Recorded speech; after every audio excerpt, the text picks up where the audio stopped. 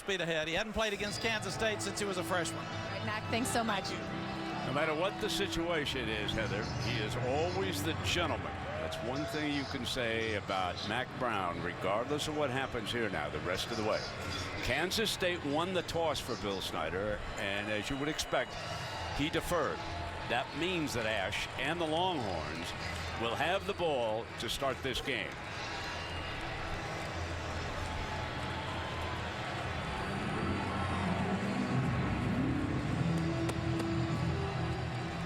So Sanders and Bergeron are back deep to return this kickoff for the Horns.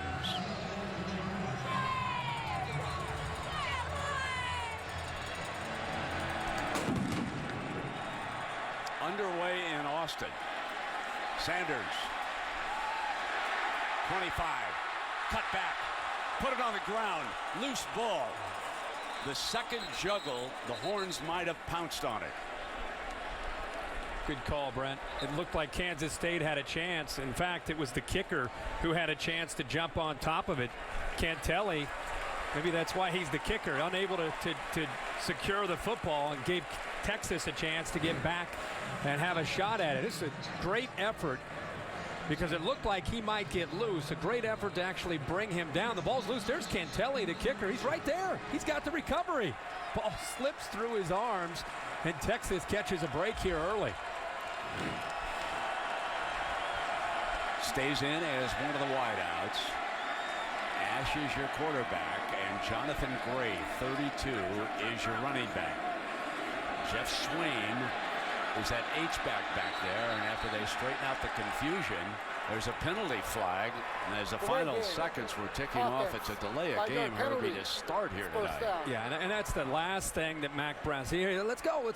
Now remember, he's got a quarterback in David Ash who sat out last week because of the concussion after the BYU game, and they have almost a near fumble. They come out for their first snap, and they have a delay of a game. That's not the way Mack Brown envisioned this game starting. So now it's 1st and 15, and Ash on the roll, incomplete, and that route was jumped by the defensive back. Wow, there's some pregame jitters here. This is a conference game for both of these teams, and a game where David Ash wants to get off to a good start. Mitch Rapwhite, that's exactly what he said. Let's get him off to a good start. So Gray, the ball carrier on 2nd and 15. You may note that Texas trying to run tempo for Major Applewhite, who's upstairs calling plays. Barnett with the stop. And now it is a tough 3rd down here. Yeah, and part of the reason they like to go tempo, not only the obvious reasons to try to get the defense on their heels, but they feel that David Ash seems to relax and perform better in this up-tempo style.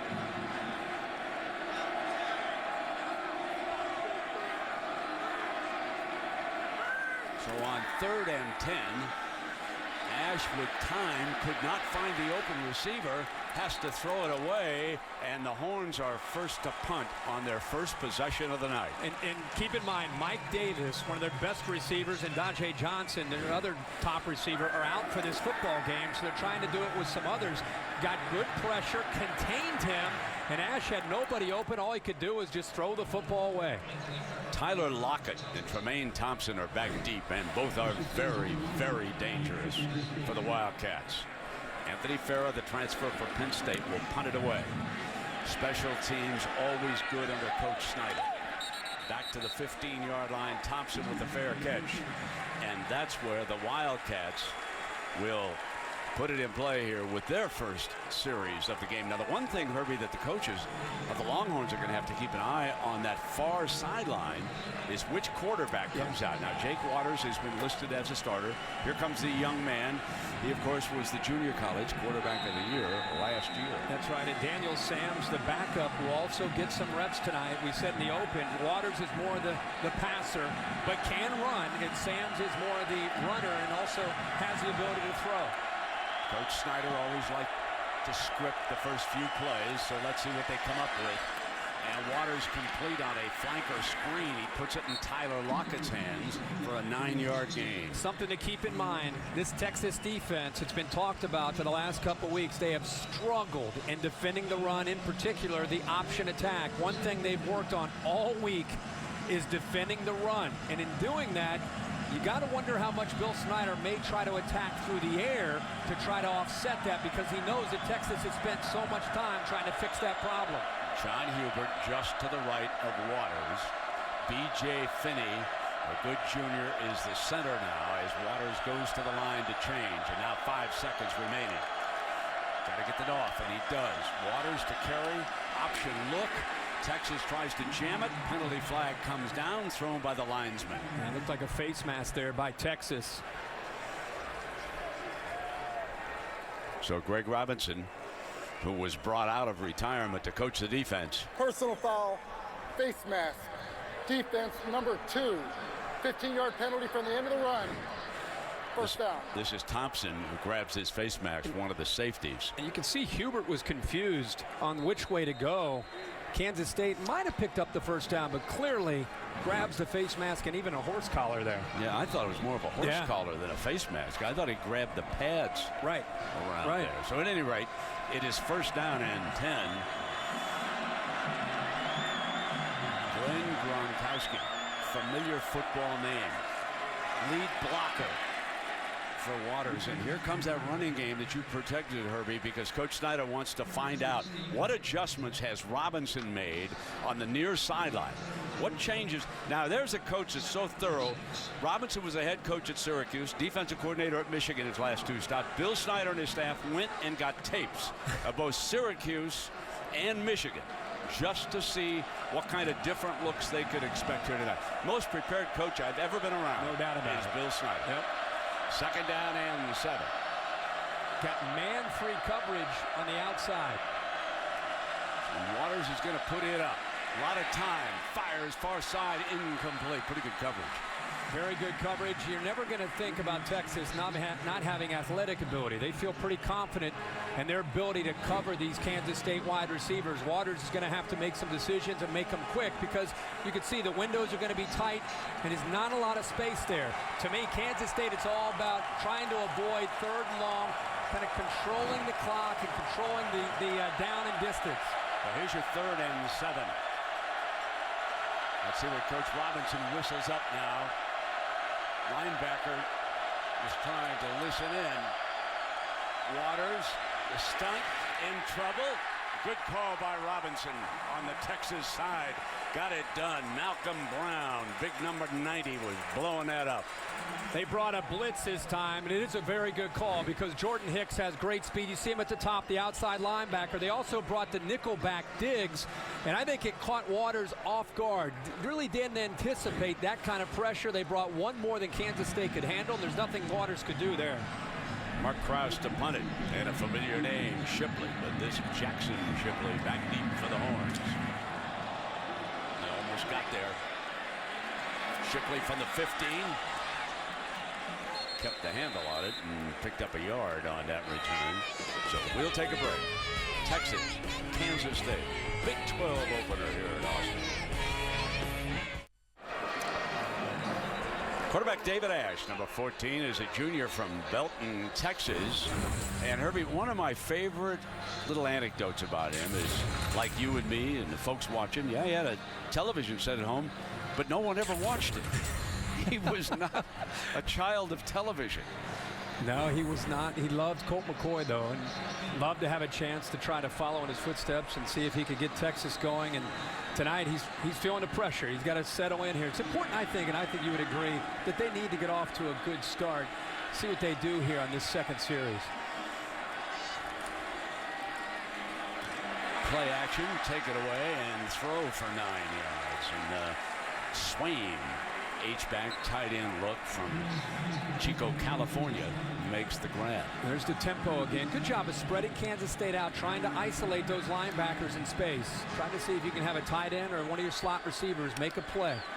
So this is a hurry up and wait. You could see them look over to the sideline after they moved to the line of scrimmage. And the offensive staff trying to adjust to the look. And that time, Ash on a nice play fake. I mean, you could see how well he faked the ball that time, forcing Blake Slaughter to tackle the quarterback, but it's a first down. It's 6'3", 220. He is a tremendous athlete. He's, again, one of these dual threat guys. With the spread look, they're looking to see what the defense is trying to do against these formations. And again, it's play action. Ash Going to have to throw this out of bounds, and it'll be second down and 10. I believe Ash now is 0 for 3, and there was plenty of pressure coming. Ryan Moeller, number 44, was rolling in for the Wildcats. It's another one of these offenses that spreads the defense out, and they'll look at the players that are over the slot receivers, just showing Vince Young there on the scoreboard. Let me correct that. He's 1 of 4. Obviously, he threw that one big pass.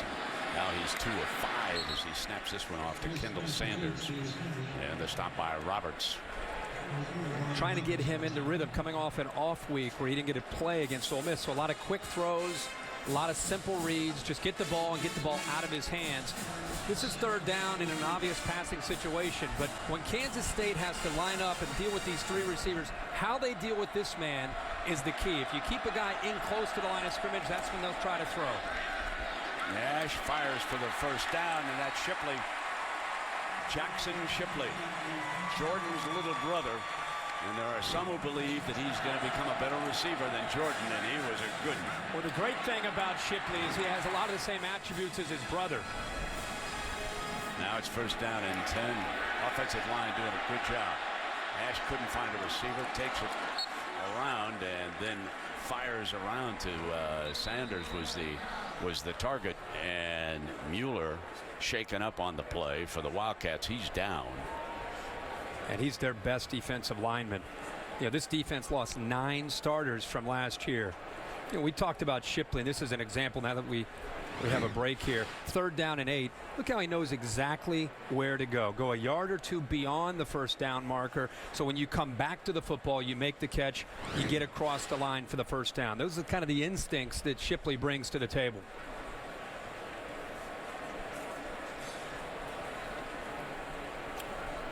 Moeller, a former walk-on, and such a big part of what this defense is trying to do this year. Now we'll take a break while the young man's being tended to. No score. First quarter, Austin. Herbie, how Moeller went down. Boom.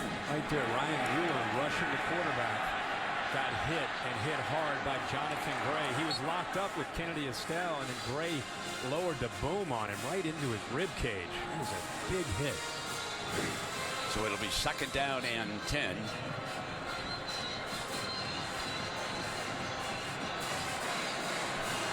Jonathan Gray figures to get more carries tonight than he did in the second half against Ole Miss. Major Applewhite said he wants to get him more involved for the entire game than he did in that contest. Play action to him again and throw to Shipley along the sideline, and Shipley's out of bounds at the 45-yard line. Rand 11's there defensively. Kansas State's goal every year with Bill Snyder is kind of a bend but don't break defense. Keep everything in front, swarm to the football, and losing 9 seniors from last year, really the only guy that played a lot of football was Ty Zimmerman, the free safety. So this group, as young as they are, on the road for the first time, they're just trying to prevent the big play, swarm to the football. Ash is back now. He's going to take off. Good run. First down, cross midfield, and he is blasted down by Kip Daly. Kip Daly is the young man who had the 2 interceptions from last week. 1 for an interception, 1 for a touchdown, rather. It's a good job by Ash. Gets back quickly, makes the decision to take off with it to pick up that first down. Running tempo. Here's Gray to the 40-yard line on first down. Now, Major Applewhite doing a very good job of mixing things up. Remember, concussion kept him out last week. That is a big hit by Kip Daly. Major mixing up the run with the pass right now with this attack. It's interesting that Jonathan Gray's body language indicates let's speed it up, and now he's saying I'm not too sure what you want done here. Second down and 5, and Ash goes up behind the center and then retreats into the gun.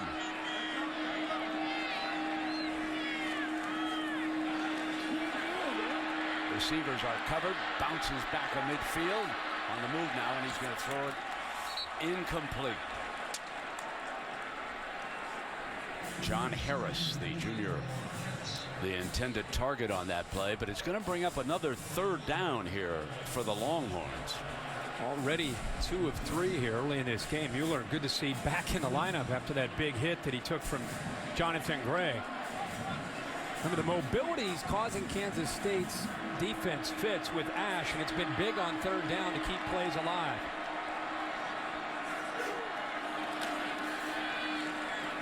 Looking short side, and a grab, and out of bounds by Marcus Johnson. You know, he had a knee that he injured in camp. It's a really good effort to try to get a foot down. Has possession, gets the right foot down. That is a great catch by Johnson. And how about the throw by Ash on 3rd down? 25-yard gain into the red zone. And Gray's the ball carrier. Battles his way to the 15. Barnett with the stop. This is the area of the field in the red zone where the game's going to be won or lost for these two teams. Kansas State's willing to give up some yardage, but they want to tighten it up here and make Texas settle for field goals. Texas needs touchdowns in this part of the field. 2nd and 5, and it's Gray short of the 1st down. Jonathan Gray, you can see why the coaches feel that with this group of running backs, Gray, Brown, and Bergeron, Gray's really emerged and become the guy. Give it to him, swing outside to daylight, fumble recovered by Kansas State. Gray turns it over, had the 1st down. Barnett comes up with the loose ball, and the Horns fumble in the red zone. I think they'll probably take another peek at this. Barnett doing a good job of filling, but watch the right arm. I think that right arm touched and caused the ground, actually may have caused that ball to come out. They'll probably take another peek, and I think could be a possession staying with Texas. A lot of folks are here from Manhattan, Kansas, or very close to the play, and they're unhappy that being reviewed. But Derby, I think you're exactly right, and we'll see what instant replay decides on this play with our Big 12 officiating crew. Again, Jonathan Gray, when he came out of high school a couple years ago, he was the #1 ranked high school running back in the country. And I think he's starting to really settle in now into college level. If they say Texas has possession, remember it's a 1st down. He had the 1st down. It was only 3rd and 1. That's right. So it will be 1st and goal if Texas retains possession. Remember, an area that Texas has really struggled with historically against Kansas State in the 9 games that Mac Brown's gone up against them has been turnovers. They're at -20 against Kansas State and Bill Snyder in those 9 games, and they're 2-7. So turnovers has been a big area that they've struggled and lost that margin. It's cost them a lot of victories against Bill Snyder. Yeah, good point, Herbie, because this 5-game losing streak they're in. That's right. Mac Brown telling us it's all been turnovers. It's a big call for Mac Brown, considering everything that's going on the outside. They're in a great position here to get off to a good start, try to put points on the board.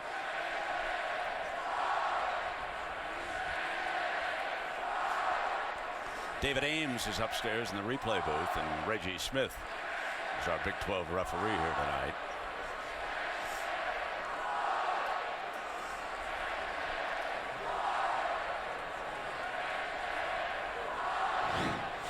Has to be indisputable, remember. If there's any indication it was coming out on the way down, it'll be Kansas State football. If that ball is loose in any way before that arm hits. I personally don't think it didn't look like it was loose at all until his elbow or forearm touched the ground, and then the ball came out. It didn't seem to be. He didn't seem to lose possession of it at all until he touched the surface. And the other thing that instant replay must decide is, where did that arm touch? If Texas retains possession, where is it across the 10-yard line? Because the ball is back now where it was recovered. Yeah, right where his elbow touched, I think right at the 8-yard line.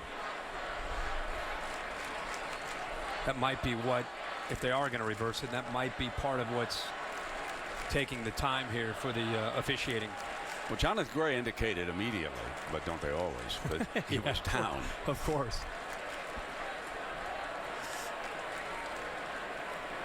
Taking a long time. There's a very, very big play when you're across the 10-yard line. Big play both ways. He's got the call.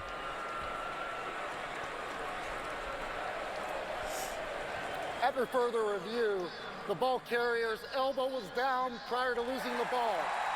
It will be Texas's ball, 1st and goal from the 8-yard line. So there we have it. 1st down and goal from the 8-yard line. Jonathan Gray breathes a sigh of relief. But at the same time, it doesn't get away from the importance of they've got to still come up with a touchdown. It's one thing they've controlled possession. Now they got to try to get the ball into the end zone. We'll see if he looks for his buddy Shipley down here.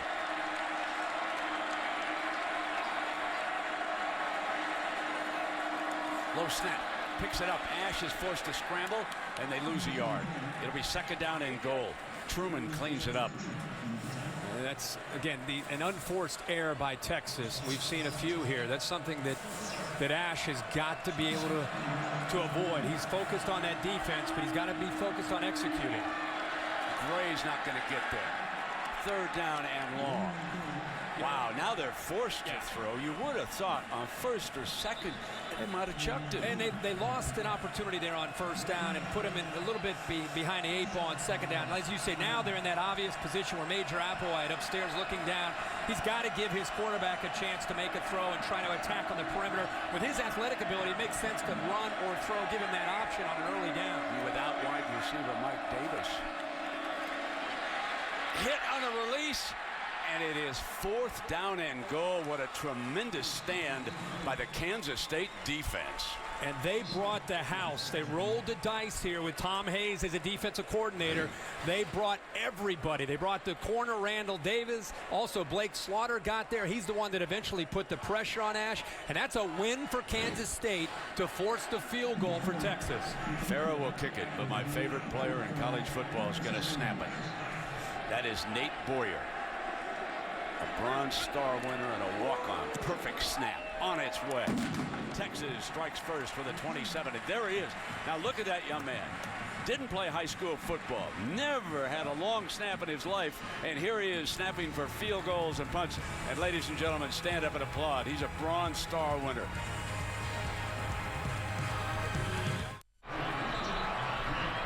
And Texas settles for a field goal. They lead it 3-0. And now, one of the things that Kansas State always does, very great special teams, and Mac Brown very, very aware of this. That's Coach Aquina, works with the defensive backs here. Long-time assistant coach, Hawaiian, real good fella.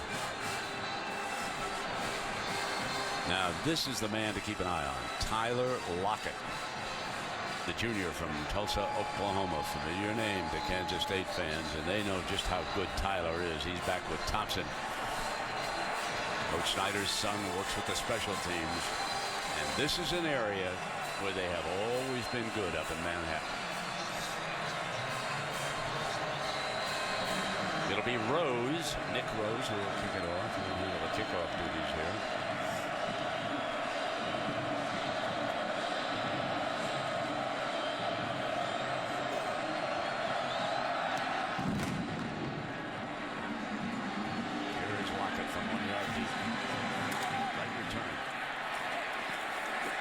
Short of the 20-yard line. Good coverage that time by the Horns. Inside the 20.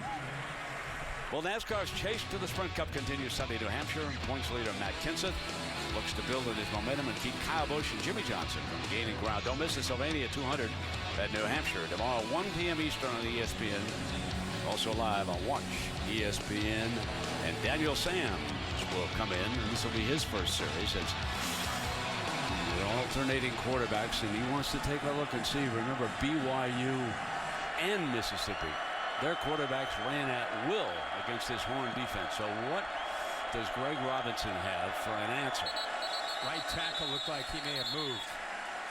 Tavon Rooks got a little bit of an early start. Full start. Offense number 73. 5-yard penalty. It's 1st down. And Coach Robinson saw right away they want to run that option. So yeah, and you could see Texas, they've been alerted all week that when 4 comes in, expect the option game. Because it's really hurt Texas the last couple weeks. And when 4 comes in, we change our philosophy. We've got to jam-pack the line of scrimmage. We've got to commit to the running game. Where they could leave themselves vulnerable is showing option from Kansas State and then throwing behind them. But Texas right now is locked in to stopping Daniel Sams in this running game. Sams had a great high school career down in Louisiana. And there's the quarterback draw play, and there's his ability, folks. Breaking free to the 35-yard line for a 1st down. He follows the big fullback Gronkowski here. He just kind of a little bit of a quarterback draw, just waits for it to develop, open up, some good blocks downfield, and very good effort. The timing was perfect. Kyle Klein picks up a block, the sophomore downfield. There's the difference in the feel from Daniel Sands. You and I saw him last year when Colin Klein went down with an injury against Oklahoma State. He's got tremendous athletic ability, but the thing I remember walking away from that night, he can throw the football. A 23-yard run by the quarterback. Looking to run to the short side and across to about the 38-yard line. So we mentioned that Sams is from Louisiana. He's 6'2", 207 pounds. And don't forget, not only his ability, but we cannot say it enough. This is a guy that coming into the game averages 8 yards a carry, and he's going up against a defense that has struggled. They gave up 550 rushing yards to BYU, 272 rushing yards to Ole Miss. They're the worst in the country at defending the run, and especially the quarterback run. Hubert back in at running back. He gets the call, steps away from a defender, and gained about a yard on that play. Thompson makes the stop. Well, let's go to Robert Flores for an update. Robert. All right, Brent, time now for a Taco Bell Live Moss moment, and we'd like to welcome those of you who have been watching LSU and Auburn on ESPN. It's a rout early. Jeremy Hill, 2 touchdowns, 140 yards. It's 21-0 LSU over Auburn second quarter. Now, Robert, and LSU next week goes to Athens, Georgia to take on the Dogs, and what a big one that figures to be. 3rd down and 6. Sam's going to burn a timeout right here. First charge timeout, Kansas State. So we'll take a break. Longhorns lead the Wildcats by a field goal. Coach Bill Snyder and Herbie in our talks, we ask him directly, would you use a down and distance situation to change quarterback? He didn't rule it out. Right. But so far he uses quarterbacks for a series, and guess what? Here is Jake Waters on a 3rd and 6. Trying to move quickly. Doesn't want Robinson and the coaches to get too adjusted. Now they're checking over on the sideline. The defensive players for the Horns, they know Waters is going to throw it. He does just that for a 1st down to Lockett. So there it is. He would kind of, he kind of hid behind the answer a little bit, but he never ruled it out. Yep, and what he recognizes, blitz coming here from the boundary. They brought both an outside linebacker there, Jordan Hicks, and it left one-on-one to the outside. The ball is thrown to his outside shoulder, which allowed Lockett to catch the ball and then turn towards the boundary and pick up enough room for the 1st down. Waters stays in. Hubert is the running back for the Wildcats. Good protection. Deflected, though, incomplete. Well, he really stared down his receiver on this play, and because of that, I think it made it pretty easy for Texas's defense to know what Waters wanted to do. Cedric Reed, the big defensive end, you can see he does a good job of getting off of Rooks, and then just goes up, times it up pretty well, gets that right paw up, and just knocks it down. But Kansas State sees something back into the boundary where they're trying to attack Lockett going up against Bindum in the top matchup at the top of the screen. Jeffcoat is the defensive end in the 2-point stance at the bottom. They run in his direction. It's jammed up and nothing doing. 3rd down and long coming up.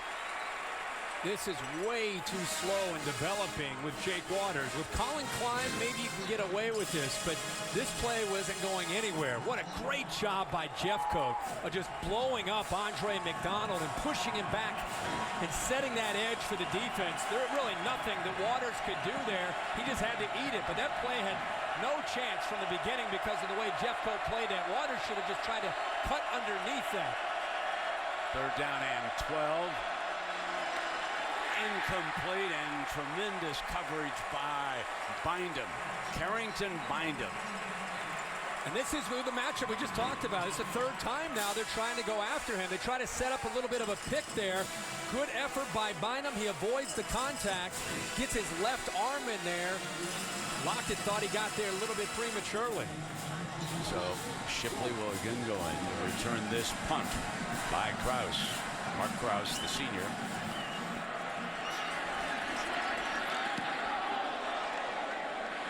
Fair catch. at the 16-yard line. Well, tomorrow night on Sunday Night Baseball, as the regular season winds down, the St. Louis Cardinals to keep pacing that red-hot NL Central when they face the Milwaukee Brewers. That's tomorrow, 8 o'clock. There is your standings. Cincinnati and Pittsburgh, they would be your wild cards right now. They are hot on the heels of the Cardinals. No one can afford to lose here if they come down the stretch. It's getting interesting. Being a Reds fan, the Reds have one game with the Pirates tonight, another one tomorrow, and 3 more back in Cincinnati to finish up the regular season. So Malcolm Brown steps in as a running back, gets the first carry, breaks the daylight. 14 yards. Barnett makes the stop. First down, Horns. What great block by Trey Hopkins. Really good job of opening that up. And Ash with this hurry-up offense, I think caught Kansas State napping that time. Hurry up, and they come back with him. And he blasts his way for 8 yards behind Walters, Espinoza, Hopkins. That's why it's so important to have a couple backs when you run this tempo, because you give Gray a little bit of a break to bring in Malcolm Brown. He's had an ankle that he's had to fight through, but you can see a different energy by bringing this second back into this offense. Second down and 2.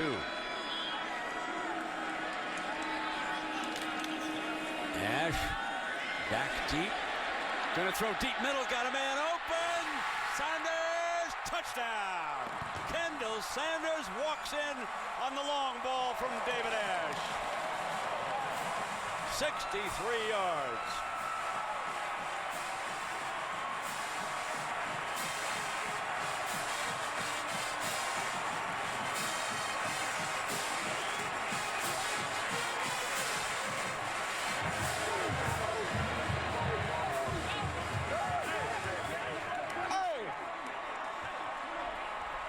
Here's Farah now on the field for the extra point. McCrary puts it down perfectly. And it is 10-0. The big play strikes for Mac Brown.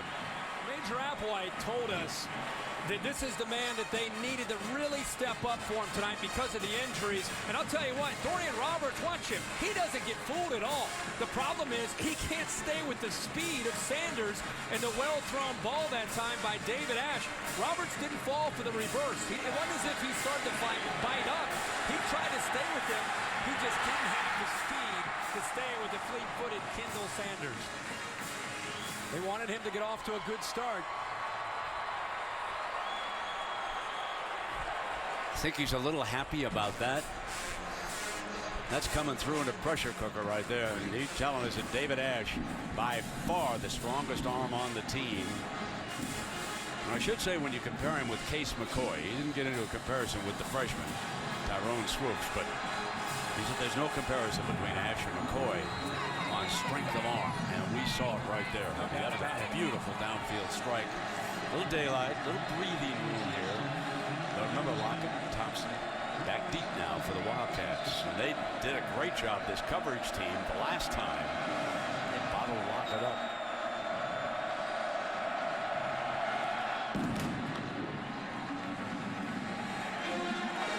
Try it again. Gonna swing it out to the left and see what he's got. 20, 30, 40, and slips down at the 44. And a penalty flag is thrown at the end of the play. We have a flag.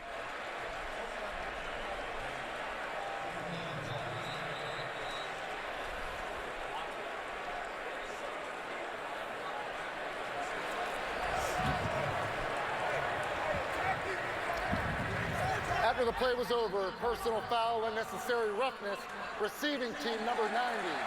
It's a 15-yard penalty from the end of the run. First down. Costly 15 yards against Dowling on that fine return by Lockett. Yeah, that was a big return and exactly what Kansas State needed.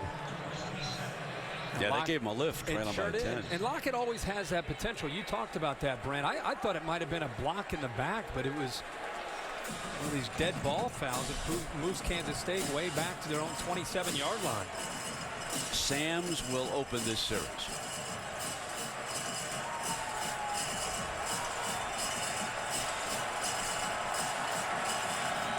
Let's see if the running quarterback can move the ball against this Greg Robinson coach defense. Remember when he came in last week, Well, we'll get back in on that. We've got another penalty. But when Robinson showed up last week, he had only 3 days. He said, listen, I was still learning names against Mississippi. But now he's had 10 days. He's had some time to make a few adjustments, reposition some players, and we'll see what we've got here tonight. He's a veteran, folks. Won a couple of Super Bowls at the Denver Broncos.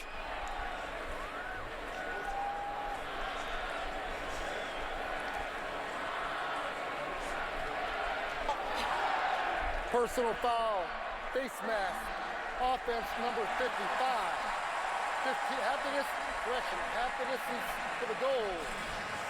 That is guard Cody Whitehair, and that's 2 big penalties here. Somewhat unusual. That's exactly what I was thinking. It's something, there he is right in the middle of the screen, gets his left hand up there and then just pulls his helmet off. Very uncharacteristic of a Kansas State team coached by Bill Snyder. But Snyder said, don't ever underestimate a Texas Longhorn football team. He knew he was going to get the best shot here tonight. Now he's got a 1st and 24. Hubert spins away from a would-be tackler. And let us check in with Robert Flores for an update. Robert. Thank you very much, Robert. 2nd down in. 18. Doesn't it feel like this dual quarterback attack from Kansas State, they haven't been able to get into sync and settle down right now and figure out who's going to give them a better chance? Maybe that's why coaches don't like it. Here comes Sam's. 30. This will be 3rd and manageable. I mean, Bill Snyder said he didn't like it. And he said, you guys at the end of the season may be criticizing me for it, but I just haven't found the one who can do it all right now. And I think he's waiting for one of them to emerge. I'd be shocked if this lasted a whole year. But when you watch Sam's run, this looks like Bill Snyder's offense. I mean, if he can develop as a passer, this is what you would think. The characteristics of what you would think that fits in a little bit better with how Bill Snyder likes to attack. It's a big 3rd down here. The crowd very much into this game because of the early lead. Sam's looking to pass it. Now he takes off for the 1st down. A very patient run to the 40-yard line by the Kansas State quarterback, Steve Edmond, the Mike linebacker with the stop. And by being patient, the right guard, Keenan Taylor, watch him. That's why he's being patient. He's just waiting for him to come around. And he was thinking about maybe just a threat of that pass to keep the safeties and the corners back. But it gives Taylor enough time to come around, picks up a nice block, and picks up that 1st down. And the 1st quarter comes to an end.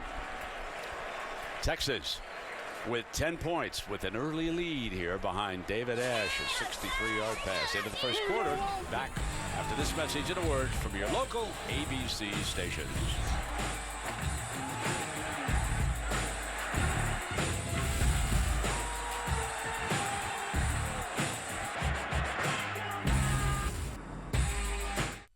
So here's your story. Texas strikes for 10 in the 1st quarter, but perhaps more importantly, Kansas State has rushed for only 53 yards in the 1st quarter.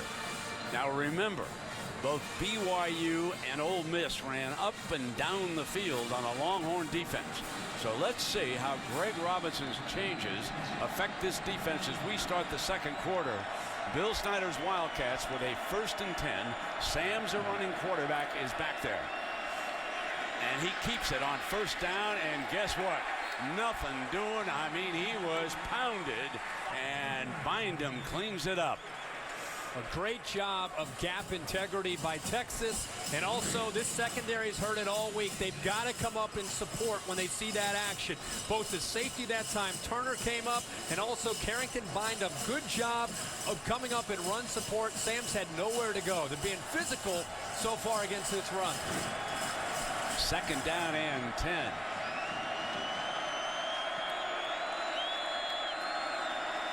Sam's patient, twists away, can't get back to the line of scrimmage, pounded again. Jordan Hicks, the leading tackler, number 3, is up there defensively. He fights through a lot of traffic that's in the interior. Great job right in the middle of the defense. Watch Hicks. Does a good job. He's an All-American. He actually got held. He fought through it, didn't give up on it. I'm going to tell you right now, when Sam's gets in there, because he's a runner, Texas is selling out to stop Sam's from running the football. And here comes the thrower. Jake Waters, number 15, on 3rd and 13, is back in. Fires downfield to the sideline, and the catch is ruled, but it's short of the first down. I think you can see our yellow line. Just a little short. And that's 4th down, and Bill Snyder will not gamble here. No. And Waters, just to come off the bench like this on a 3rd down and long, makes a pretty good throw to give his team a chance. But Bill Snyder, even though he's down 10, is not one of these risk takers that we seem to see all over college football. He's going to play it by the book and punt this ball away. Kraus to punt. Shipley's back deep for the Horns. Put a good rush on him. Shipley from the 14. Cuts up the middle of the field. 30. And out of bounds just short of the 40-yard line. Fine return.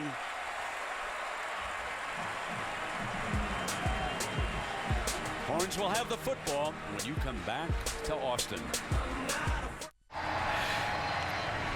Well, welcome back to Austin, and with Kirkwood Street, I'm Brett Musburger. Our Pacific Life game summary, pretty lopsided here, Herbie. It is. Texas doing pretty much what they need to do on offense. You look at 50 yards rushing for Kansas State. I think another glowing stat, 27 yards passing. And right now, Daniel Sams, who's the running quarterback, hasn't completed a pass, so it's allowing Texas, without a threat of a pass game, to load up against the run, the area that really has been their Achilles heel these last couple weeks. Jonathan Gray back in as the Horns running back. Remember, we told you, Major Applewhite said, he is our main man. We want to get him more touches. They didn't use him much in the second half against Ole Miss, and they paid a price. Here it is. Breaking back the other way, the quarterback, David Ash. Here's Shipley to block. Look at this reverse of field, and a first down for Gray. Boy, nobody was watching the backside for the Wildcats. And they brought the blitz from the field, so the entire defense is flowing into the boundary. It's the perfect call that time by Tom Hayes. Everything that you want, except they didn't wrap up and bring Jonathan Gray down. A 16-yard run for Gray.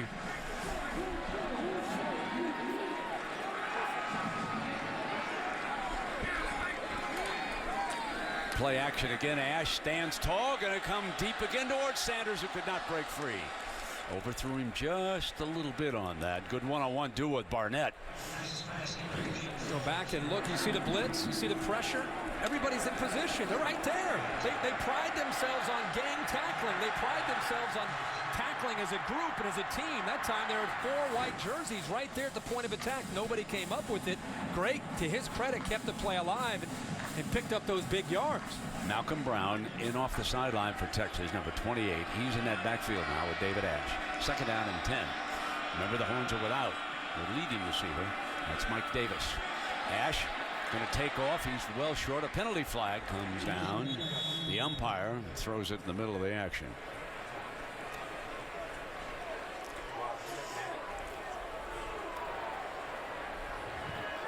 Holding. Offense, number 75. 10-yard penalty. Repeat second down. That's guard Trey Hopkins.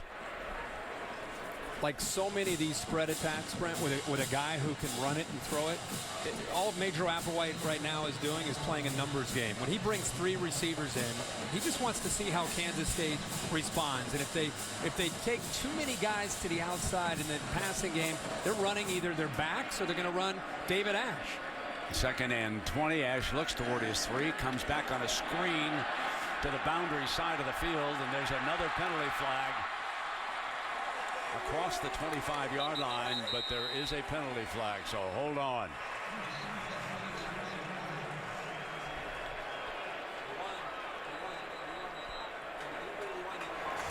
Personal foul. Leg whip. Offense, number 77. 15-yard penalty. Repeat second down. Estelle, Kennedy Estelle, the right tackle. Yeah, everything was pretty good on his block until the very end when he brought the leg whip into it. I mean, that's a screen pass. He's just trying to Just off to the top of the screen right here. He's doing everything he can to try to sell, hey, it's, you know, we're passing downfield, and then that right leg on the leg whip. Boy, Ryan Moeller having a tough night. Took the shot to the ribs. Now he's got a leg whip. It's a tough night for number 44. You are right. Oh, my. That gives the Horns a 2nd and 35, and Joe Bergeron checks in as the Horns running back. He's the 3rd running back used tonight. And they dump it off to Shipley and get it back across the 35-yard line. And Kip Daly makes the stop for the Wildcats. Really love Jackson Shipley's quickness. You know, he's known to have great hands, a great route runner. But we saw in that punt return, tremendous quickness. And with Mike Davis out of this game and Dajay Johnson out of this game, you know, they look to Shipley and also Kendall Sanders to step up. 3rd and a bunch. Drop it in underneath, and this will force a punt. Line of scrimmage will be at the 45-yard line, and Marcus Johnson with another grab for the Horns. Yeah, just those last 2 plays, they didn't pick up a first down, but they affected field position. Just by getting the ball near midfield, it gives Farah a much better chance of trying to pin back Tremaine Thompson and this dangerous return man. Yeah, Thompson's backed up now to the Wildcats' 10-yard line as a result of that, Herbie. Exactly right. Farah.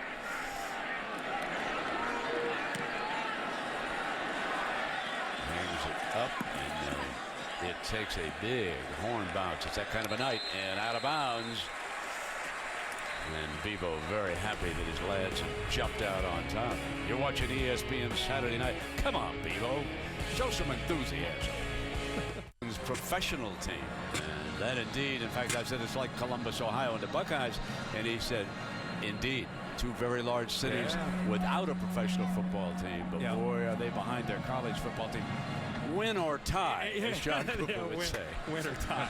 Well, you know, Sam's is coming back out, and Brent, he hasn't attempted a pass yet. And Texas is locked in that when they see 4 in the lineup, they're not going to let him run the football. They're going to do everything in their power to make him have to throw to beat them. See if Bill Snyder and Dana Demo come up with a little plan to try to break some tendencies in this running with 4. Checking the sideline. And looking at Robinson's alignment with the Horns defense. And there is he was going nowhere. When they see him get into this lineup, it's so far become pretty apparent. He's had some success, but when everything is run after a week where this Texas defense has been hearing about it, here's man-to-man coverage.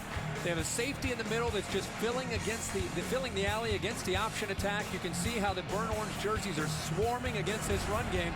Eventually, without Jake Waters, I think Kansas State's going to have to be able to throw the ball. There's a penalty flag. Illegal substitution, offense, number 83, breaking the huddle with 12. 5-yard penalty. It's 2nd down. Let's check in down below with Heather Cox. Well, guys, can you imagine the craziness that has been Greg Robinson's life over the last 10 days? He was actually on his way to the airport to LAX when he picked up his phone, and it was Coach Brown calling saying, will you be my defensive coordinator? So he just kept driving with his overnight bag packed, flew to Austin, and here he is. He said he feels like he's been drinking out of a fire hose for the last 11 days. His challenge is as simple as learning names of his players to as complex as learning how to stop the run. I'd say he's pretty happy so far. Yeah, indeed, Heather. It is 2nd down at 15, and that run is going nowhere against his defense. To go back on Greg, you might recall that before he was the defensive coordinator for Mac Brown. He left prior to the 2005 season and became the head coach at Syracuse. And what happened to the Horns? They won the national championship. Greg told us, man, I wish I'd have stayed for just one more year, but I wanted to be a head coach. And off he went. Gene Chizik was the defensive coordinator the year that the Horns beat USC in a great football game at a Rose Bowl. Waters is back in here on this 3rd and 10. Stands tall, delivers down the middle, complete. A beautiful throw by Waters. That's his best throw of the game. And he picks up the first and 10. Good job of reading the coverage here. It's a zone. They sit in the soft coverage, and because of that, there's a little bit of a hole there for him to be able to read and get the ball out of his hands. Nice job of selling it by locking. Quickness, accelerating upfield, breaks it across the middle. There's nobody underneath in coverage, and a good throw by Waters there. When we say well coached, you saw him break that off just as Herbie describes it. He ran a beautiful route. Waters now goes deep, far sideline, incomplete. That was now Thompson's turn, and it'll be second down, and Quandre Diggs. Now he's the nickelback for Greg Robinson. And man, when you talk nickel here in Austin, think of the names, folks. Earl Thomas, Aaron Williams, Kenny Vaccaro. You're watching those three fellows on Sunday football, and here's Quandre Diggs. Yeah, they're trying to get the ball downfield to try to stretch this defense and make them have to respect that, because right now they're crowding this passing game and crowding the running game. Waters stays in the lineup here. Looks like Thompson's a little shaken up, Herbie, when he went off the sideline. Second down and 10. Waters throws in underneath and completes it, and that's out to about the 34-yard line where it'll be spotted. And there is Tyler Lockett. Interesting young man, loves to write poetry. And gives little speeches to the team. Fascinating. And of course, with Chris Harper gone from this team, Lockett and Thompson really have to step up this year. They're down at 5 now.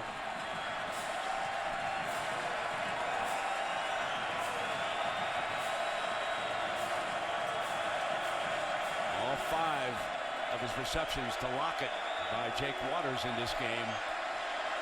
He's going to follow Hubert nowhere. He ran to darkness that time. Big Malcolm Brown.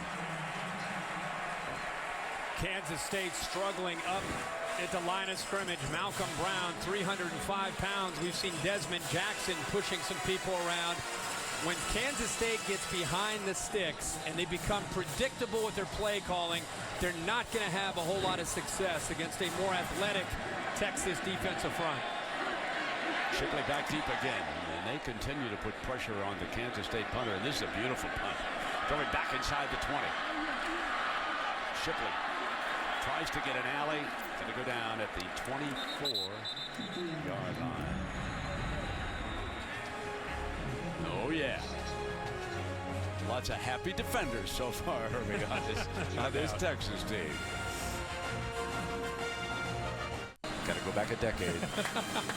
And that's all the hits I'm giving. Okay. Our Aflac trivia question of this night. Jonathan Gray in as your running back.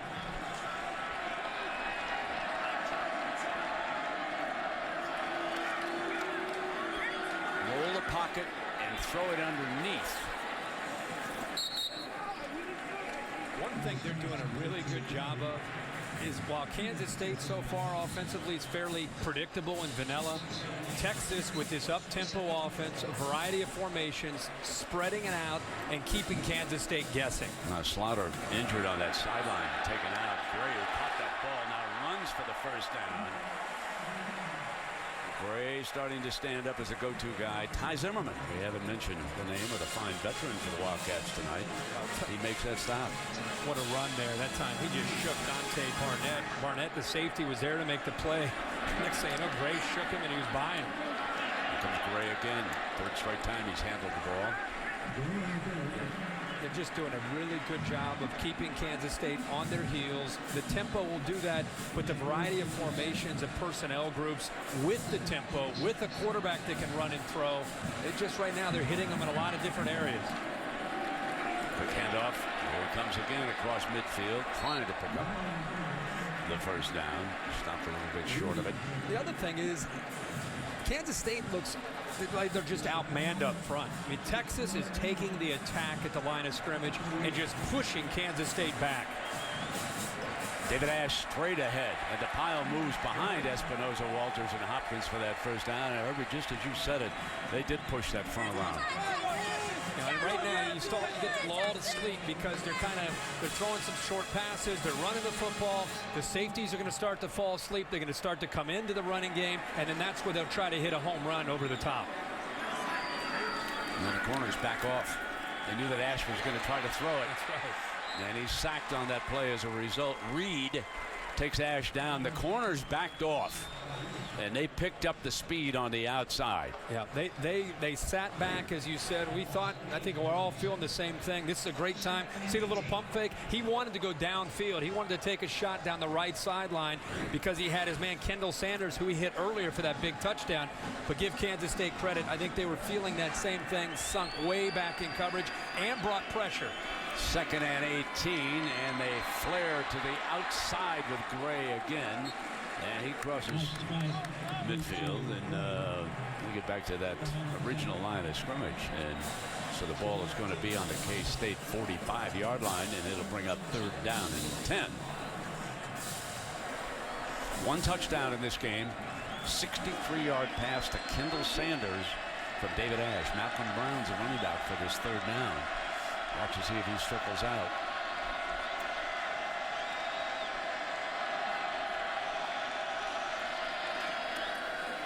It's coming off his block, but Ash is going to try to run for it, and he's short.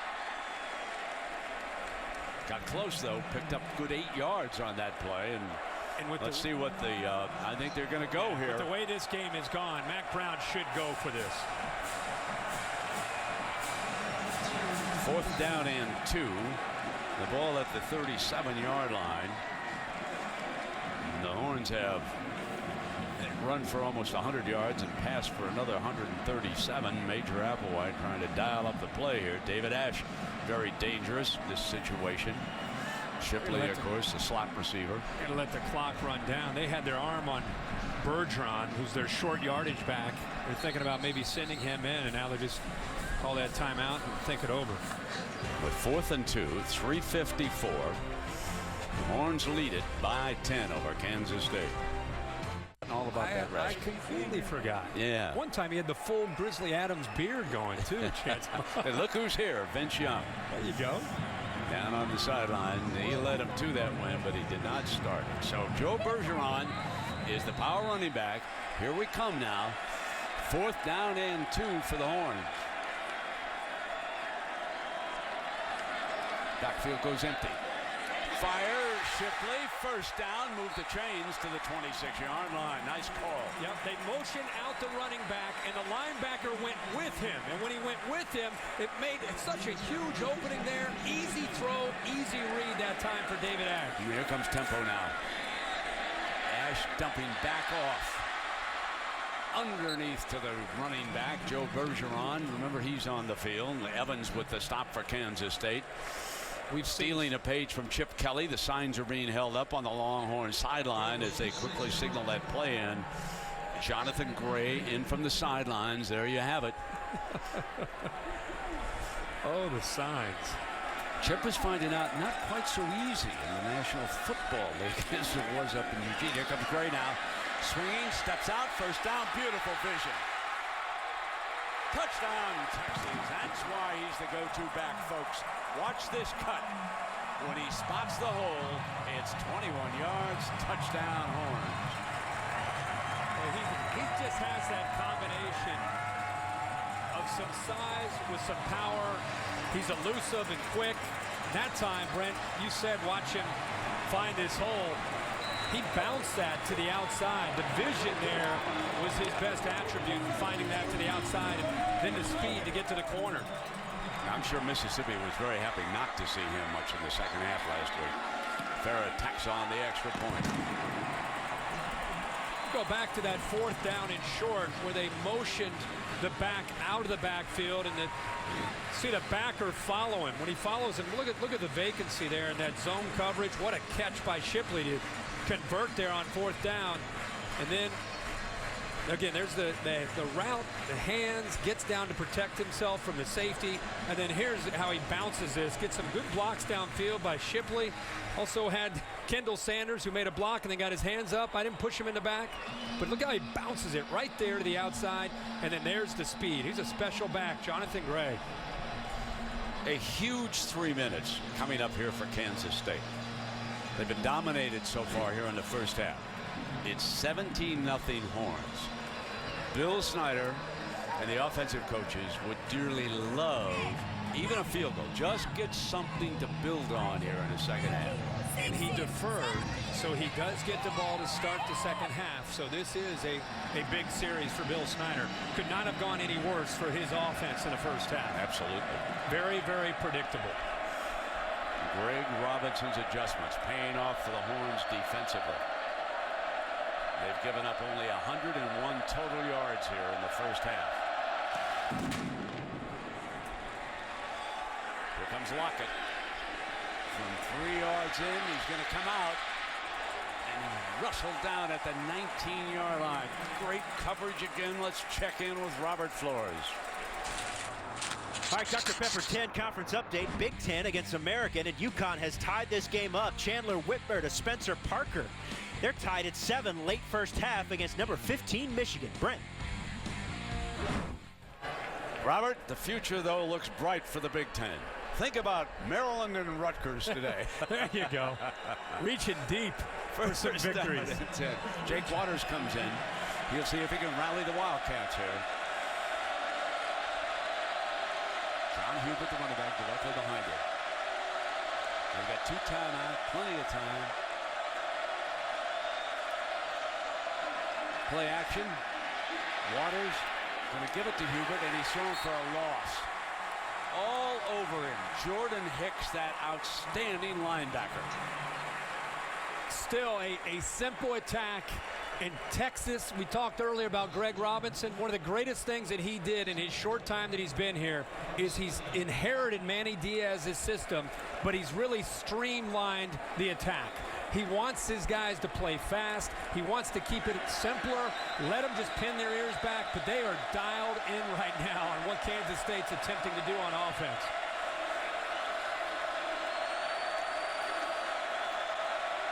Second down and 12. Waters from the pocket goes downfield. Got Lockett, got him beautifully. At the 36-yard line, it'll be a first down, Kansas State. A huge play. And just as we say that they're dialed in, finally there's a chance for Waters to make a play. One-on-one coverage. There's the arm strength from Jake Waters. Isolated against Duke Thomas, and Tyler Lockett got behind him. The ball's thrown right over his shoulder. Great throw by Waters. 47-yard gain on that play. Waters quickly changes it up at the line. Hubert now moves over to his right. And play was stopped. Prior to the snap, Texas calls their second charge timeout. 30 seconds. So at 1:43, they use their second timeout, and why not? Coming up now, stay tuned for the Capital One halftime report. Scores and highlights from around college football. You know, I was going to needle our friend Jesse Palmer, but I can't. Mettenberger is playing so well for LSU, but I was going to say to him, where was A.J. McCarron on your top 5 quarterbacks? He had Manziel at the top of the... Did not have McCarron in the top 5. However, you know, he's right about Mettenberger. He had him listed number 5. That's Zach playing well Mettenberger right now is executing probably as well as anybody when it's just efficiency. About as well as anybody in the country. Absolutely. A.J. McCarron, because of what he did and where he did it last week. I agree. That was impressive. Yeah, I thought so too. They're down. You know, you got Mariota. Yeah, this is a year. Well, it is a year of the quarterback. Interesting. That's why the Cleveland Browns made a big trade, I'm sure. That's right. First down and 10 now. Here comes Waters. Firing complete to Lockett again to the 15-yard line, and the Wildcats are in business through the air. They're going to have to go through the air to open things up. Late pressure this time by Michael Thompson. Good job of picking it up, and Lockett right now is winning the battle on the outside against Duke Thomas in one-on-one coverage. What crisp moves by Lockett. Really, when he turns on a corner, I mean, he comes with authority. Quick, but a really efficient route runner. Big drive. 1:10 coming up now. First down and 10 for the Wildcats, trying to get on the board here. Here comes Hubert. Behind Gronkowski, block, 5, touchdown, Kansas State. Oh, what a huge drive for Bill Snyder. You talked about that before they started, but the passing game opened things up for them to get back to who Bill Snyder is. And they were able to control on that play, control things up front for the first time in a long time in his football game. And we were talking at a break, when are they going to get little 33 the football? When his John Hubert's probably one of their best players on the field. He hasn't touched the ball much. That's his 4th carry. That time they gave him a little bit of room to work with, and you can see the acceleration once he saw that seam into the end zone. Jack Cantelli, his brother Anthony was a mainstay for years. Jack tacks on the extra point. Let's see. There was a flag down, I think, prior to the kick. Let's see.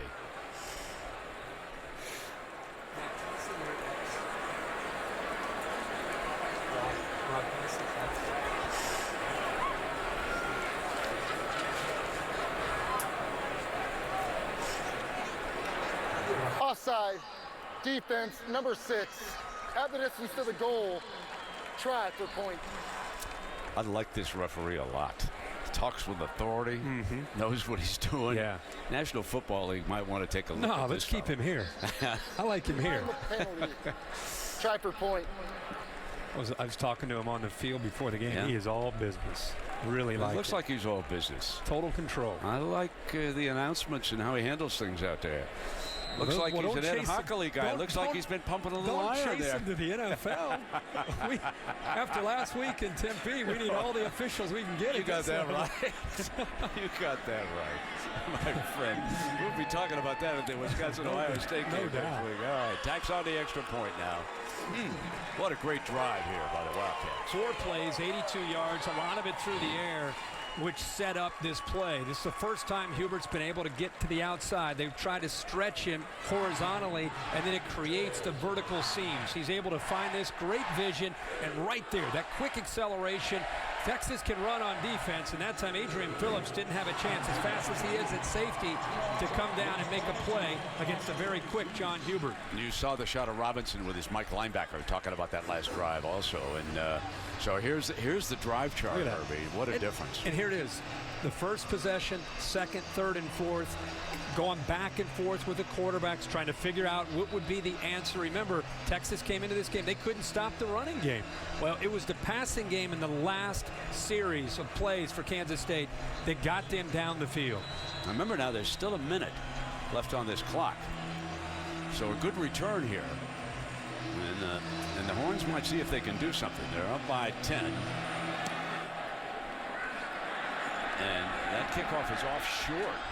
Up at the kill the clock by getting out of bounds over there's a penalty flag down. Did he catch that ball out of bounds? He did, but the ball went out of bounds, I think, maybe before he did catch it. Let's see here. Our guy here's all over it, though. He's got this thing figured out. He was up there. Free kick out of bounds by the kicking team. The ball will be placed at the 35-yard line, 1st and 10. Bill Snyder's just got to be looking at himself thinking, when it comes to penalties, when it comes to turnover margin, when it comes to special teams, these are areas we have to win if we're going to go to Austin, Texas and beat Mack Brown. They've won 5 in a row because those are the areas where they've been able to beat Texas. And in the first half, not only did their offense was it slow in starting, but to look at these, the penalties and some of the mistakes that they've made, it's just not like Kansas State.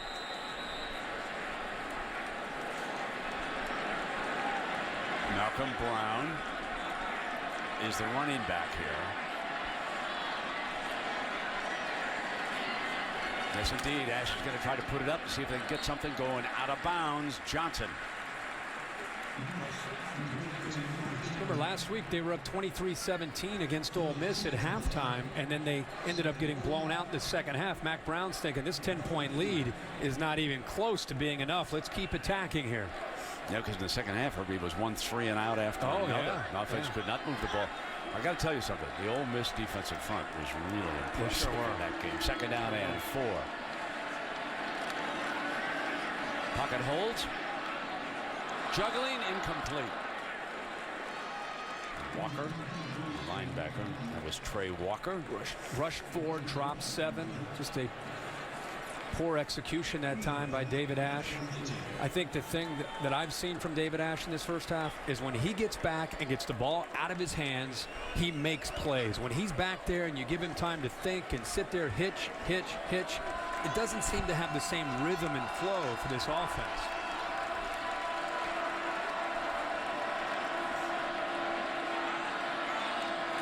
They're down at 4. Ash on the quarterback draw has the first down. And more. Stopping the clock at the 48-yard line. 45 seconds, and now they're in business to see if they can hustle down and at least get a field goal attempt here. A great athlete, and the quarterback draw is a call that Major Applewhite saves for the right time. They're on third down, and you can see the confidence that Ash has when they do call the draw. The execution perfect. Got the center Espinoza in the back that time. Malcolm Brown up front of the linebackers. 4 wide. Nash again going to shovel it forward, and that's to Malcolm Brown.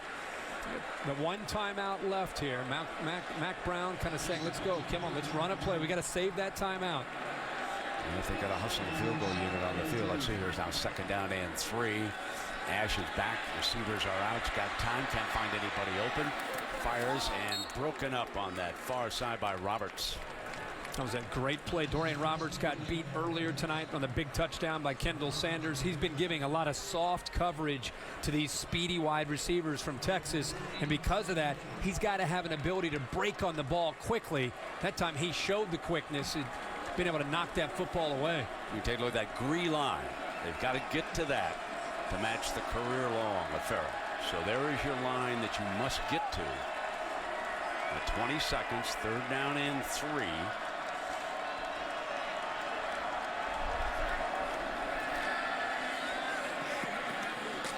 Short of it, incomplete. And a clean hit by Kansas State.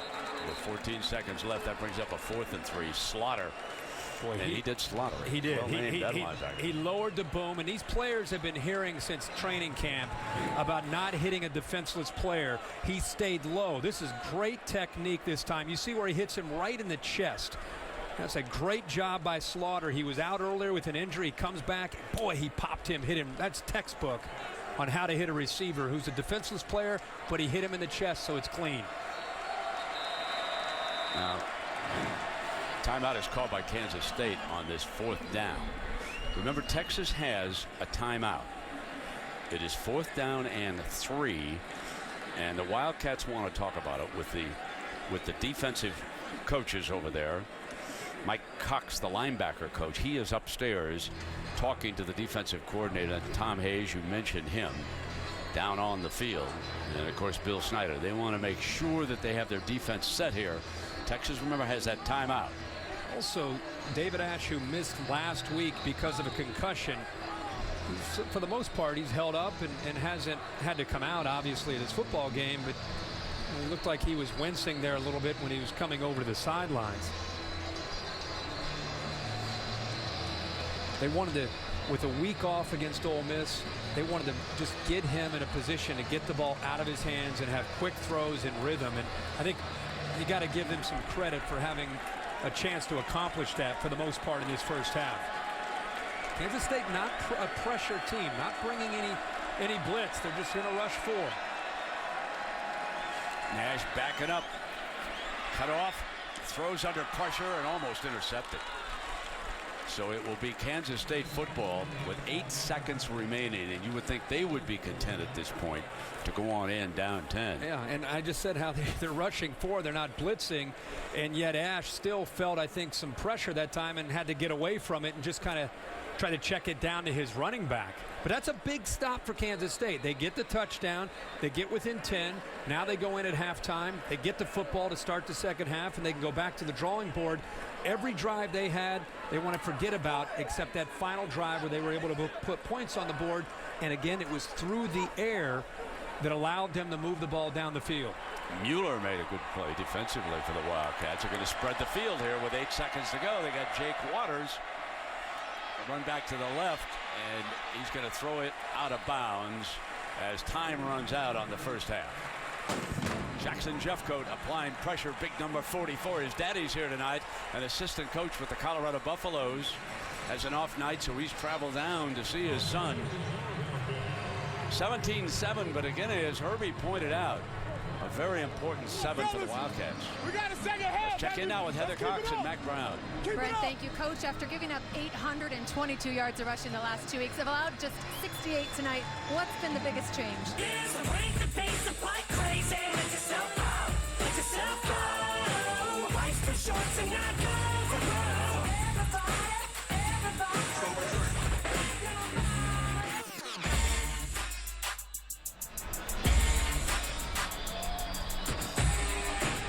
Welcome back to Austin, Texas, and a breaking story. Case McCoy warming up. David Ash will not play in the second half for Texas. He is being evaluated. And remember, he missed last week because of a concussion. Kirk Herbstreit, my partner, saw that Ash was shaken up late in the second quarter.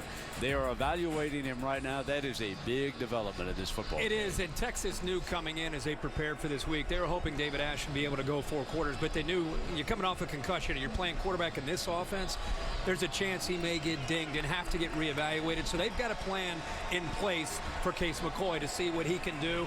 And we'll see how McCoy does, because Mac Brown told me on the field right before the game that if McCoy goes in and struggles, they'd be willing to consider bringing in Tyrone Swoops, the true freshman, to give him a chance as well, depending on how the ebb and flow of the game will go. Yeah, he said, we're not worried about redshirt, we're worried about winning. That's right. So that will be the situation here right now. And Kansas State will handle the ball to begin the second half. They deferred after winning the flip, and they'll have it out on the 25-yard line.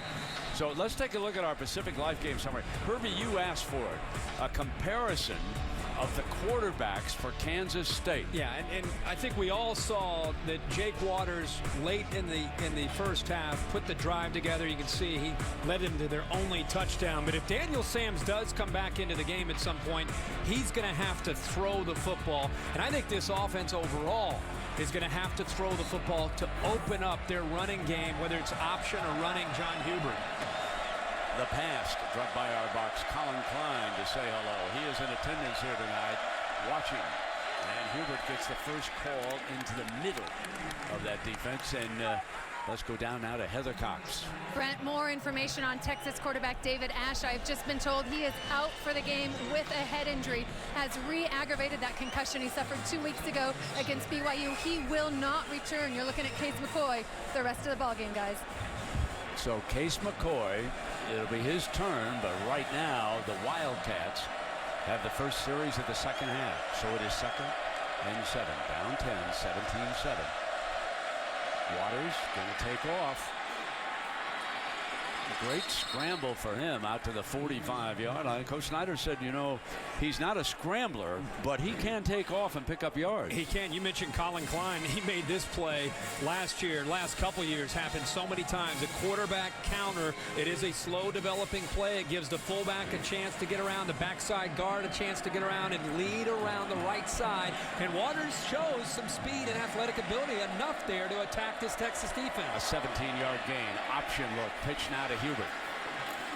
And Hubert run out of bounds after he picked up 3 yards, and that was Thompson, the safety. I think the key for Kansas State, and it's probably part of what they looked at halftime, is when Jake Waters is in there, they've got to break some tendencies. They were very predictable for most of the first half. When Waters is in, they look to try to throw the football early, and Texas knew that Waters is going to have, at some shots, chance to run the ball and then get back to throwing, which is what he's known for.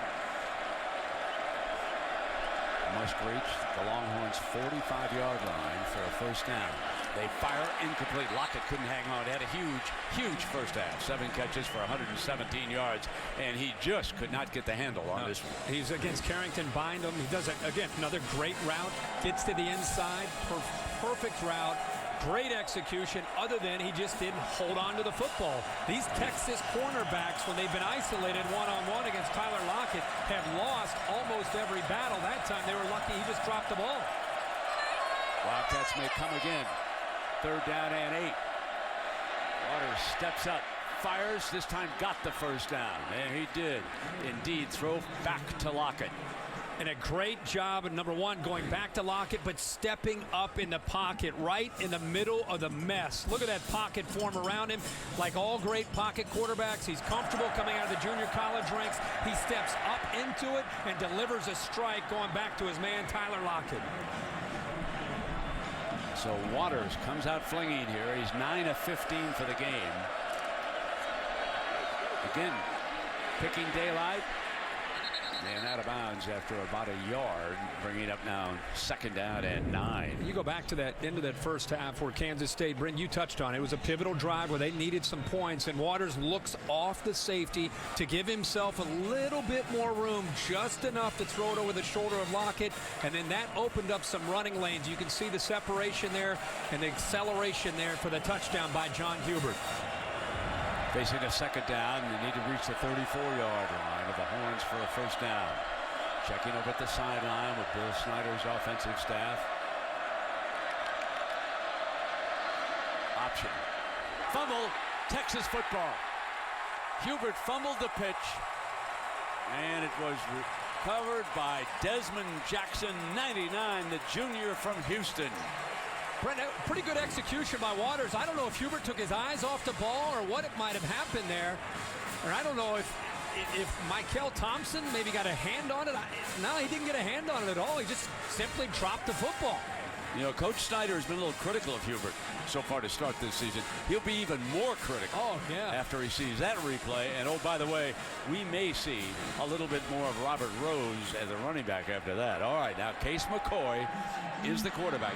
Starter David Ash out again, symptoms of a recurring concussion. Handoff now to Gray. Gray cuts back, and remember, Herbie, you said it during the halftime intermission when folks were away. They had a big lead on Ole Miss at the intermission a week ago. 23-17. With Case McCoy coming in, what you lose is the threat of the quarterback's run game, which David Ash had some success with in the first half, whether it was design run or scrambles to keep plays alive and try to use his feet. You don't have that same athletic ability with McCoy. 2nd and 7. Gray barrels straight ahead, and this will be 3rd and short coming up. Zimmerman makes the stop for the Wildcats. The reason that's important, Brent, is it allows Tom Hayes to lock his defense in on the quick throws to the outside and more of just the running backs running the football. It's going to be Gray again. Slips. Did not get the 1st down. Big call coming up here for Mac Brown and the Horns. This is a 4th down call. With a lead, you think Mac Brown, he's going to punt the ball. Punt team in. Punt the ball and make Kansas State have to get their offense back out there and move. This crowd a little restless, but hey, fans, you're up by 10. Yeah, you're up by 10. The ball's at midfield. This is sound football. Yeah. No question about it. Anthony Fair, crowd always wants you to go, but the buzz wasn't too loud. No. And John Cooper used to say, y'all want to gamble, but you want to gamble with my chips. They fake it for a 1st down. They go to the short man. How about this? Called it at the right time. Alex De La Torre was the upback, the fullback from nearby Denton, Texas, just outside of Dallas. How about Mac Brown? He says, I will gamble with my chips. How about that? And again, for Kansas State. He didn't cross you and me up. For Kansas State, you got to win what? The turnover margin and special teams. Field position, all the little things that add up. There's another special teams advantage for Texas here in this game. And there's a penalty flag on this play as they barrel straight away. It's interesting now. That's usually something that Bill Snyder and the Wildcats have an advantage in. But here, special teams going to Mac Brown and the Horns. And Snyder cannot be happy. First, a fumble, remember. Offside by the right defensive end. 5-yard penalty. They've beaten Texas 5 straight times. They're 7-2 against Mac Brown. And I bet you if you and I went back and looked at their 7 wins against Mac Brown, you would see those things. They would win the special teams battle. They would win the turnover margin. All the little things. And tonight that has not gone their way. Here comes Gray. Picks his daylight. This will be 2nd down and short after that penalty, which of course made it 1st and 5. Reed with the stop. And so there is just what Herbie is talking about. And you can see the turnover margin, Herbie, is unbelievable. It is to think about Mac Brown 2-7 against Kansas State. And the turnovers have been a big part of that. Second down and 4. Big 12 opener for both these teams. K-State, the defending Big 12 champion. And Gray bangs ahead. So Major Applewhite telling us that this is the young man who's going to get the call in the second half. We need to keep him going. What we saw on tape about Gray is he picks daylight better than the other running backs. The guys up front are sustaining their blocks. They've lost the threat of the quarterback run, becoming a little bit more predictable with the running back running, doing a great job of controlling it up front. Coming right back with 32, a full dose. Touchdown, Texas.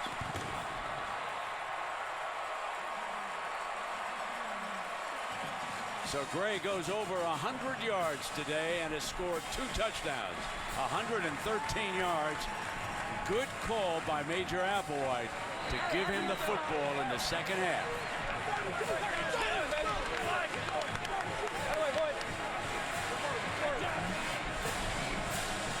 This could be prove to be a big night, not just for Texas if they're able to win this game, but Jonathan Gray starting to really assert himself within this offense. A big night tonight so far. His second touchdown. There he is, cutting to daylight, untouched to the end zone. How'd you like it, Mac?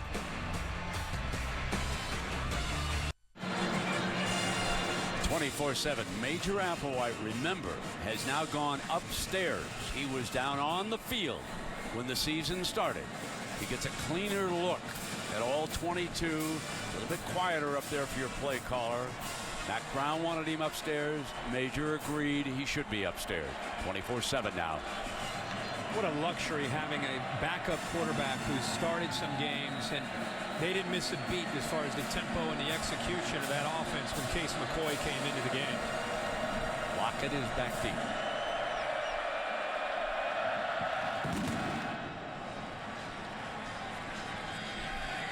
They come out on the 25-yard line. Go back. Don't forget the fake punt. Look at Garrett Porter, big 73. Boom! He just submarines and buries the guy. But that was fourth down, deciding the fake punt.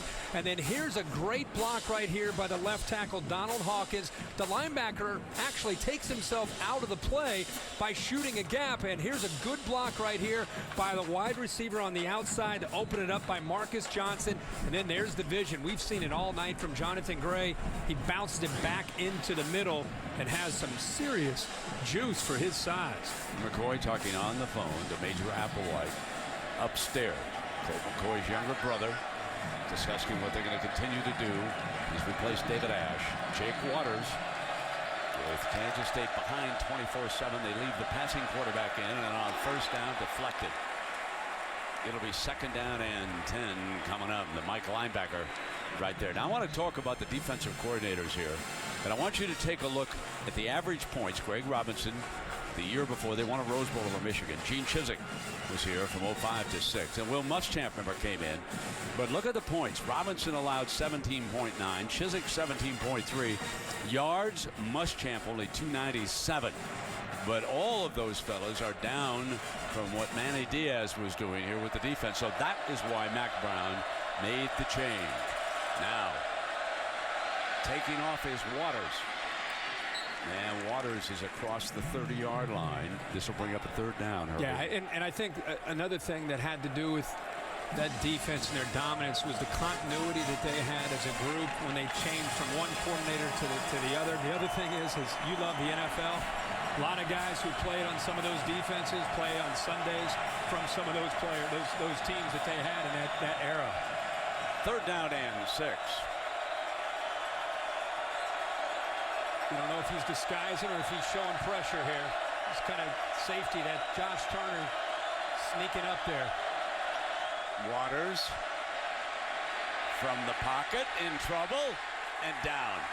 K-State is forced to punt. Play has been whistled down at the 30-yard line. And Waters, with his background, is comfortable. We've seen him make a lot of plays tonight from the pocket, but at some point he's got to know when to get out of there. I mean, you respect that he wants to try to give this play a chance, but at some point you'd like to see him try to get out away from some of that pressure instead of just sitting there waiting for a receiver to open up downfield. But great coverage downfield by Texas's secondary. Again, they're all over that punter. He goes down. No penalty flag.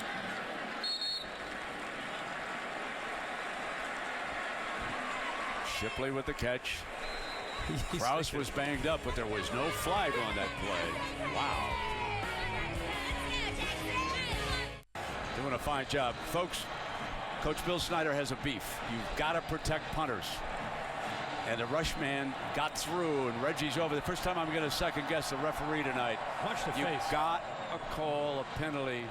They were very exposed after they punt the ball. I'm telling you right now. Yeah. Bill Snyder evidently did not like the explanation. That was 4th and 5, so it wouldn't have mattered if it was running into the punter or roughing the punter. It would have been a first down for the Cats. Meanwhile now, 1st and 10 for McCoy. Here comes McGray. So Jonathan Gray bursts again. Trey Walker making the stop. What a night he's having earlier. Great block by Malcolm Brown. Yeah, he's a tailback, but he lined up as a fullback. Felt the blitz right away by Randall Evans and picked it up, pushed it into the inside, and allowed the back Gray to bounce it outside. Major Applewhite, in describing why he wanted Gray on the field, said he has the burst, he can change direction, he can turn a 7-yard gain into a 15-yard gain, and Gray here tonight has rushed for 125 yards and 2 touchdowns. Malcolm Brown gives him a little bit of a breather here.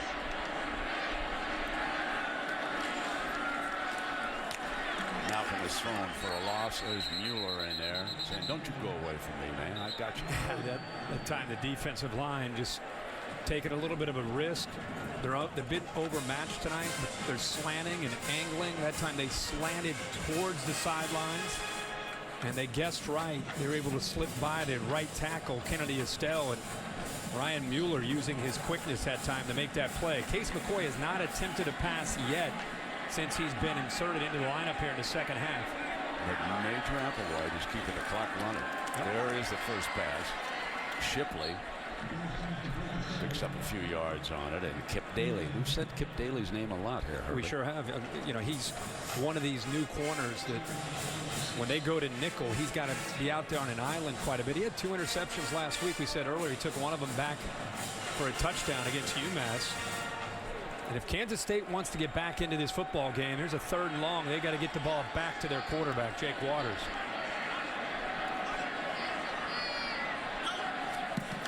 On 3rd and 11, McCoy throws downfield for the first down to Kendall Sanders, who had a big 63-yard touchdown pass from Ash in the first half. They're so worried about getting beat deep that on 3rd and 10, look at that soft coverage. Didn't even get challenged off the line. He turned around at 11 or 12 yards, and the ball's thrown. Easy execution for Texas there on 3rd down and 10. I respect you got to be worried about these guys getting behind you, but in 3rd and long, you might want to tighten it up a bit. First down and 10, and they continue to use Malcolm Brown. It's 3rd down and 10. You can see the corner, Roberts, already giving him a big cushion, and then he's bailing. He's dropping back. Maybe he's having a lingering effect from that big touchdown he gave up earlier to that same receiver, Sanders. Malcolm Brown for the first down, across the 30-yard line. You can see they have brought the clock down in the 3rd quarter already to 5:22. How about those big boys up front? I mean, just really having their way against Kansas State. Pushing him, and I think it's been a good job of mixing in not just a balanced attack, but to the outside, back to the inside. Play action. McCoy, incomplete. 2nd down and 10. Ryan Moeller again, and there is Hicks, the outstanding linebacker, and he is being carted off the field. Remember, they've already lost starting quarterback David Ash. And Hicks, he needs to stay healthy and stay on the field here for the Longhorns. They really count on him. Yeah, he has had to fight through some injuries in his career. Out of Cincinnati, Ohio, came all the way down to play for the Texas Longhorns. 2nd down and 10. The handoff to Brown, and now it's going to be 3rd down and long coming up here for Case McCoy. But again, they bring that clock down inside of 5 minutes, 24-7. Orange with the lead.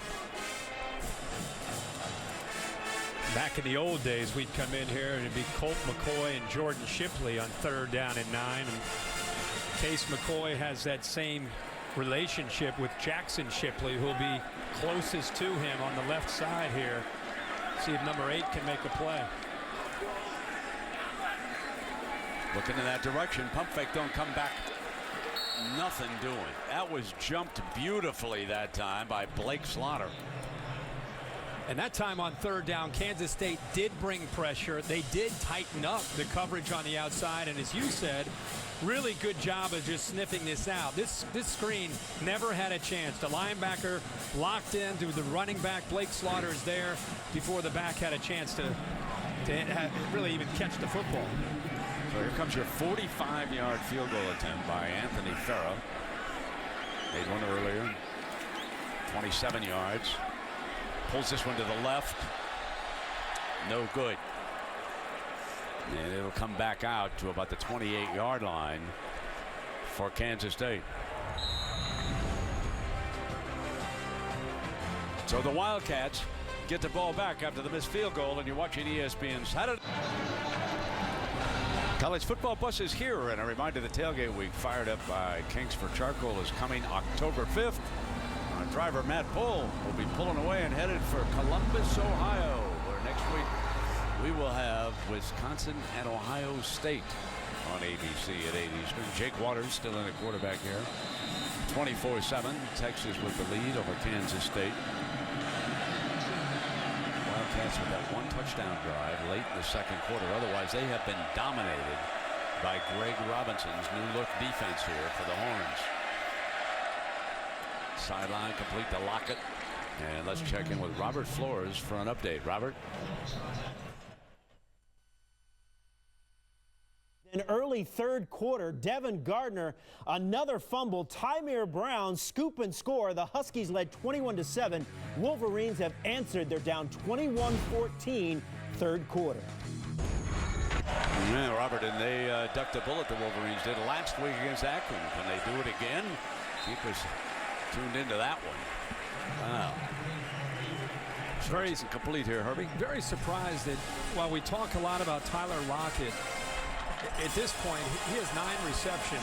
He's the only receiver tonight to catch a football for Kansas State. They've thrown a ball to Hubert out of the backfield, but at this point, I mean, and Lockett's going to continue to make plays, but Jake Waters has got to find some other receivers and even a tight end to try to help him out. Lockett can't do it alone.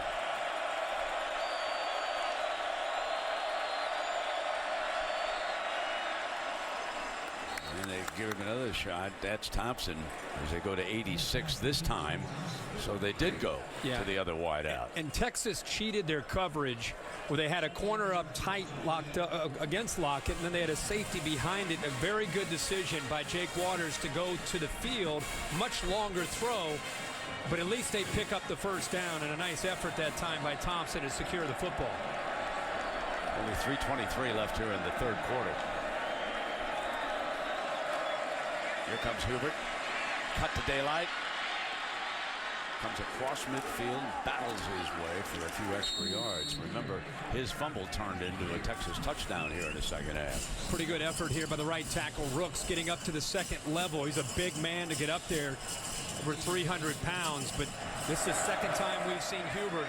He loves to go to kind of laterally, create those vertical seams, and then he has that vision and experience of knowing when to hit it and accelerate upfield, and they pick up that 1st down. 14 more yards, 41 yards on the ground. Hubert stays in. There's big Gronkowski, yes, he of the famous Gronkowski family. This one of the young ones, Glenn. Rob, of course, the star with the Patriots. Fires it off complete to Lockett now. Speaking of the NFL, get your NFL Sunday started on ESPN, 10 a.m. Eastern. NFL Countdown, Chris Berman and the gang provide all the latest news and updates from stadiums around the league. None of the stories, folks, you're not going to want to miss. A Patriots fan with an incurable heart condition who met Tom Brady and spent the day with him. Then 11 a.m. on ESPN2 Fantasy Football. Get your team ready. I gave him Eifert last week. How'd that work? Yeah, it was a good call by you. You see the quarterback, second time in a row, he's seeing man coverage, one-on-one coverage, and he's trying to find the receiver. Last play, this time he's trying to run the football. He's short of it. A second down below with Heather Cox. Well, guys, Greg Robinson's new defense without one of its stars. Linebacker Jordan Hicks is in the locker room. You saw him get carted out. He has a left ankle injury. He will not return. Very frustrating for a guy, as Herbie mentioned, has been injury prone, suffered a season-ending injury last year against Ole Miss. So now Texas without one starter on offense and one on defense, guys. Two big-time. Yeah, those are big-time players. Yeah. And there's a big 3rd and 1 for that defense right now. Waters tried to pick it up himself. It's going to be close. Looks like it's going to be spotted short of our unofficial yellow line there.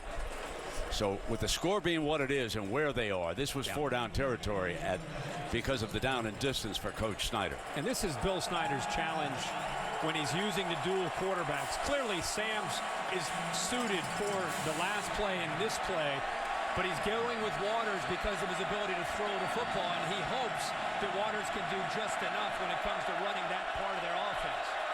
B.J. Finney, and there was a crash across the line. I think they may have drawn Texas offside on this play.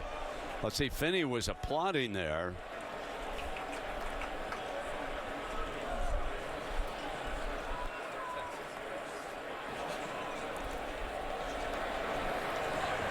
Offside with contact, defense, number 90. 5-yard penalty yields the first down. And Malcolm Brown committed the contact. You know, you wonder if they're just kind of guessing, trying to guess, because I don't think Waters was trying for a hard count. He almost started to pull himself out to make sure everybody was on the same page when Texas jumped. You did not see Finney show any bluff or anything. This is going to bring up 2nd down and long. B.J. Finney, the center, is such a great story. Father died a few years ago, walked on. Mother worked a couple of jobs to keep him in school. And finally, Bill Snyder called him into the office and said, "You have a full scholarship, young man." And here he is, last year the all Big 12 center. He said he would have had to transfer if he didn't get that scholarship. That's how short of funds he was. Just one of those wonderful stories in college football. 2nd down and 9 now.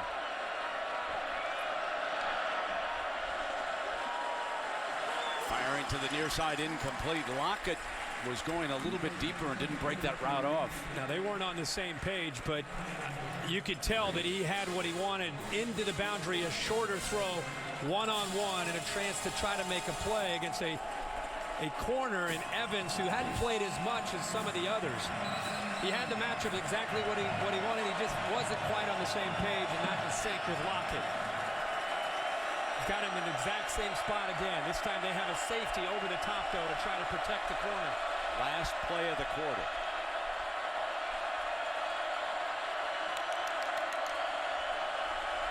Waters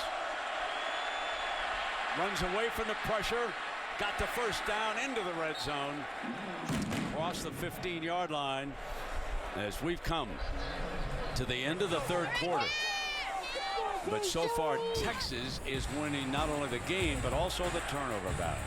Back after this message and a word from your local ABC stations.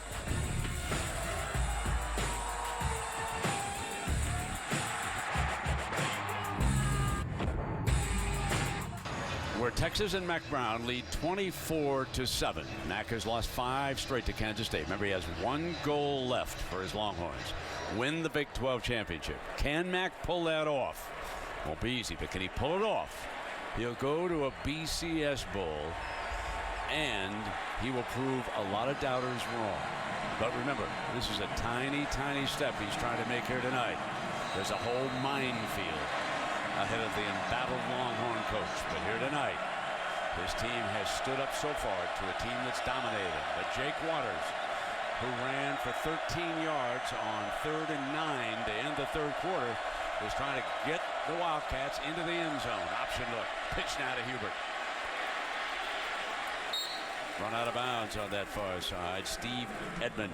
Great call against man coverage. And Jake Waters, even though he has a background of being a pocket quarterback, you can see how hard he's worked on the option game and getting comfortable with the footwork and the pitch relationship with Hubert. That time, Texas attacked him. He got the ball out of his hands quickly and gave Hubert a chance to get around the corner to pick up 5 yards. Remember, Bill Snyder has abandoned the 2 quarterback system here. He's gone with Jake Waters. 2nd down and 6. Option to the boundary. Hubert, tough. Not much daylight there. And Jenkins, Peter Jenkins, number 19, reads it. Well, we just talked about how he does a good job of the option. Here's the man he wants to option right here. He needs to attack him and take him out of the play. He didn't attack here. And by not attacking there, it allows the defender to make the play. Jenkins baited him and then used his speed to chase Hubert down. And make that solo tackle. So here's your 3rd down and 11.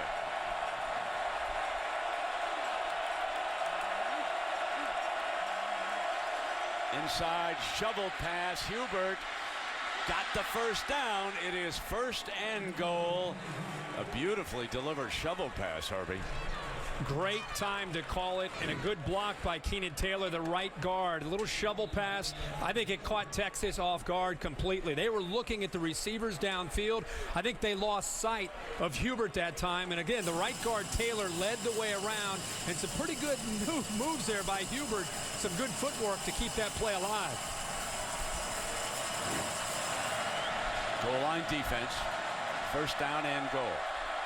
Hubert, the running back.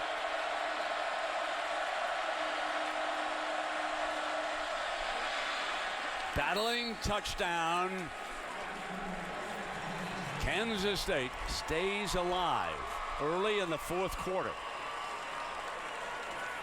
That was a huge drive for Kansas State. Check just to make sure that Hubert, good surge by Kansas State. See if Hubert extends the ball. Yeah, clearly across, and a touchdown for Bill Snyder. It's exactly what they needed here to start this 4th quarter. That's Hubert's 2nd touchdown of the night. And this would pull Kansas State after the extra point, if it's successful, to within 10. A lot of time remaining here in the 4th quarter.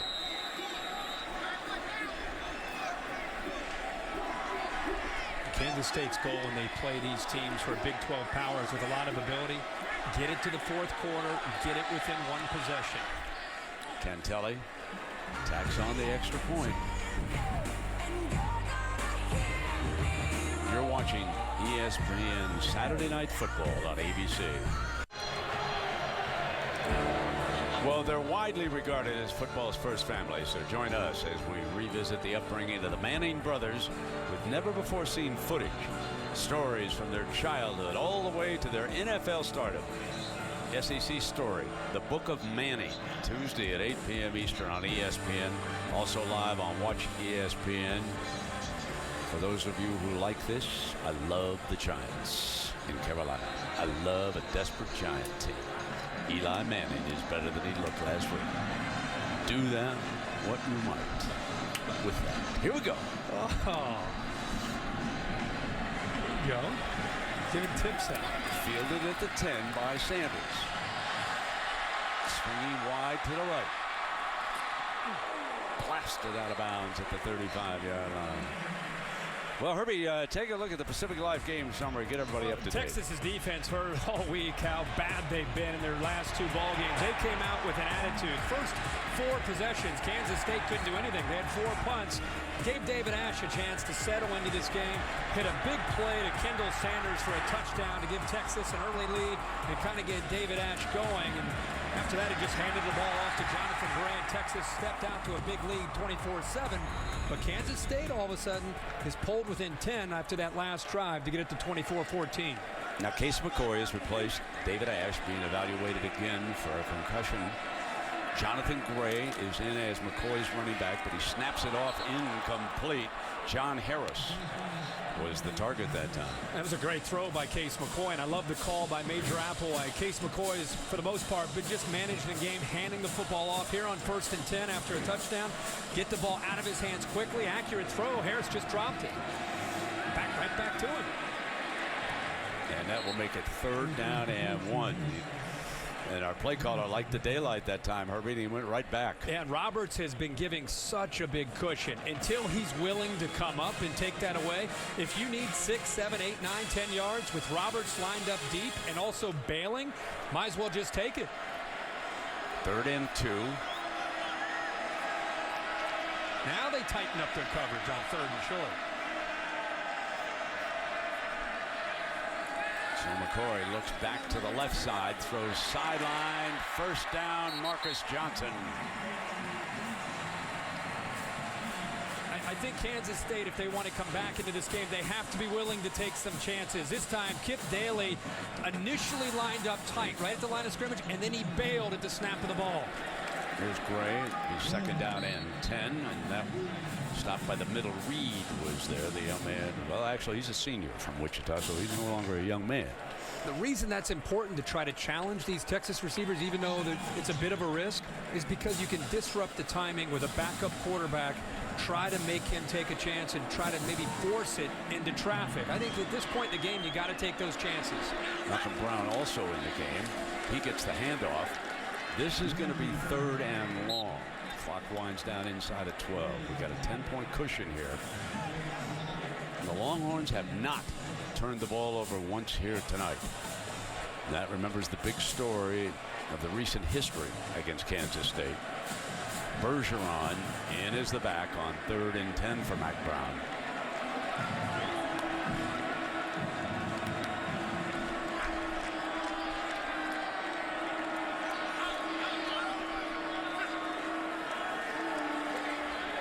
Case McCoy, far side, knocked away.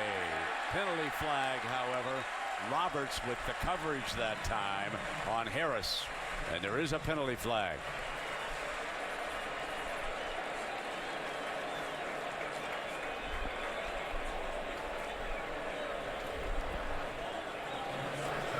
Pass interference, defense, number 4, automatic 1st down. Dorian Roberts, penalty, Herbie. Dorian Roberts again there's that soft coverage. This time he's anticipating the throw. He does the right thing, but just got there way too early. His left arm all over Harris, and it gives Texas the 1st down. Gray's the running back, and to sweep it to the left. Zimmerman up with a great tackle. Ty Zimmerman. We love Ty Zimmerman, as you can tell in Brent's call. 2-time captain. His dad's his high school coach. Came up in a hurry. And if he doesn't make that tackle, Brown gets around him and picks up maybe a 1st down. There is Pop. He's fired up after that play. Drives to every game following his high school game. Doesn't miss a game. 2nd down and 11. Play action. McCoy. Boundary side, and a great grab that time. Marcus Johnson. They picked on Kip Daly that time. It's a simple read for Case McCoy. If the defensive back stays up, you go over the top, and that's what he did. He sat on the underneath route. Now they come back with Gray, the running back, for a couple of yards after that 21-yard completion. So Major Applewhite and Mac Brown did not sit on it. They went up on top. Mac wants another touchdown here. 10-26. He knows 10's not enough. Case McCoy feathering that in there, and an outstanding catch that time by Johnson.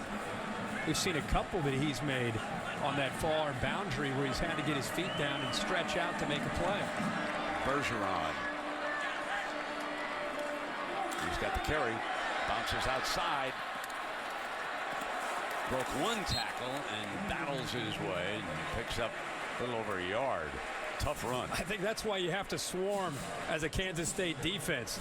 It took 3 defenders that time to slow him down. Here's 3rd and 6 coming up. And it looks like Malcolm Brown may have checked in from the sideline. There he is. So he's going to be the running back. Here's your 3rd and 6. Press. Here they come. Malcolm Brown tries to bounce outside. Zimmerman couldn't hold him up. Dives for the end zone. Touchdown. What a great run by the junior, Malcolm Brown. They blitzed the 2 linebackers up the middle, and Texas ran to the outside. There's the effort again by Ty Zimmerman to try to get a big play for this defense, and when he wasn't able to make the play, Kip Daly had no chance of taking on Marcus Johnson and also stopping Malcolm Brown from scoring. Malcolm Brown did a great job of staying in the air until he broke the plane with that football. An instant replay, maybe taking another look at this, but I just thought it was a great effort by Brown.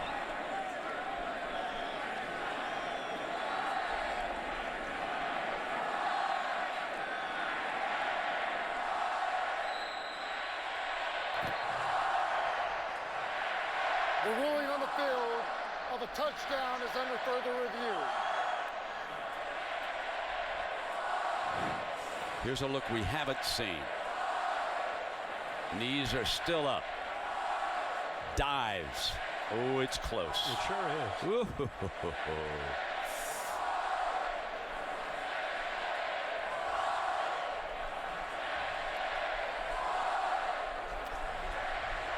Touch. With that helmet of Roberts in the way, you have a difficult time picking up exactly where the football was. Remember, it was 3rd and 6 from the 9-yard line. So even if he doesn't get the touchdown, it's going to be a 1st and goal. From what we've seen so far, it'd be hard to reverse this call on the field. And if he is down, it might be at the half-inch line.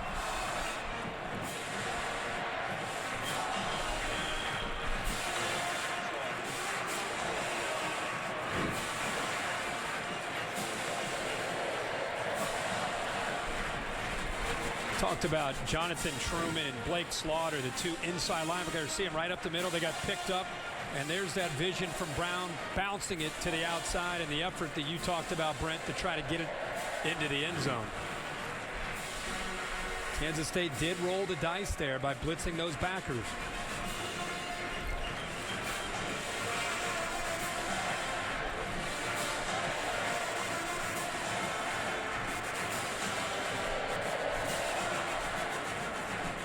So remember, this is a Kansas State defense. It's breaking in 6 of 7 new starters in that front 7. 3 new starters in that secondary. This is their first time on the road.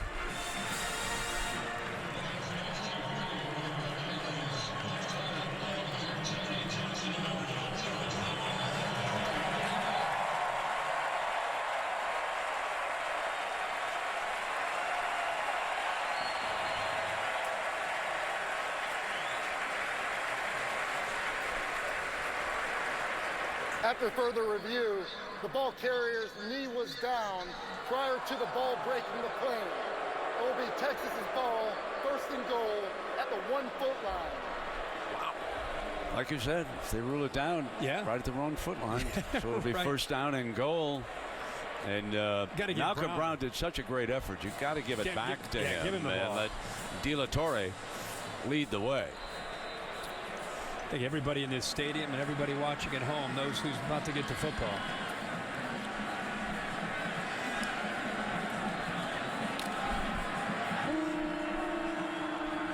There's your ISO look to the offset a little bit, the fullback to the right. Here it comes, cut away, bangs into the end zone. Still no signal. Touchdown.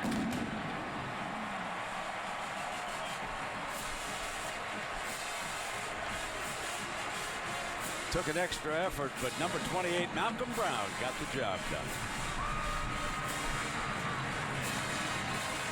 Probably the greatest thing that you can say about Texas's performance tonight with all the negativity that's been swirling around them, is these players still have some want. They still have some fight in them for this season, despite everything that they've been through, not just this year, but these last 3 or 4 years. I've been impressed by their determination and attitude they played with tonight.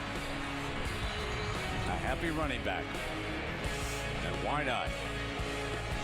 31-14. Vivo says, eat a lot of that Chick-fil-A, gang.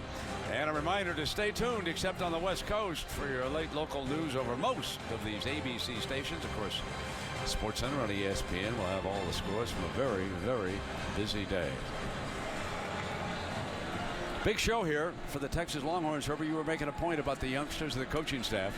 Yeah, I've just been really impressed. It's been a tough week, you know, on the outside, the local talk shows, the local columnists. You know, this morning, you know, on College Game Day, it's been going on all week. It's been going on since the BYU game.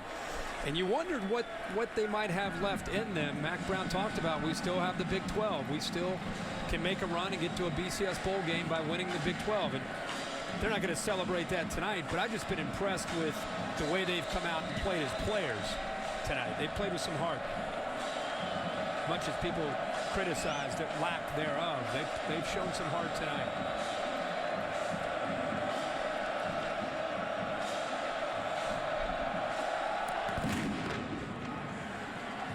Lockett runs up to the 5-yard line.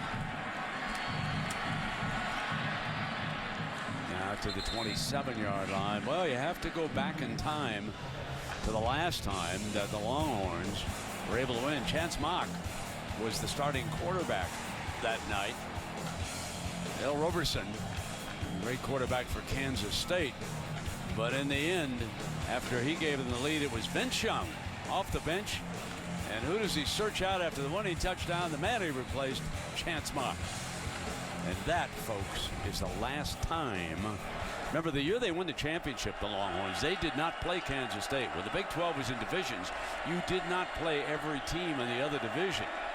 But it has been 5 straight wins coming into this game for the Wildcats. And that was a first down. And beginning to look like Jake Waters is going to be established as the Kansas State quarterback. And I think as Kansas State goes into the rest of their conference play, you know, as much as Bill Snyder wants to give both guys a chance, it does appear that Jake Waters, because he can throw the ball, if you don't, then people are just going to load up against Sam's in the running game. At least Waters can do just enough for the running game and the option attack.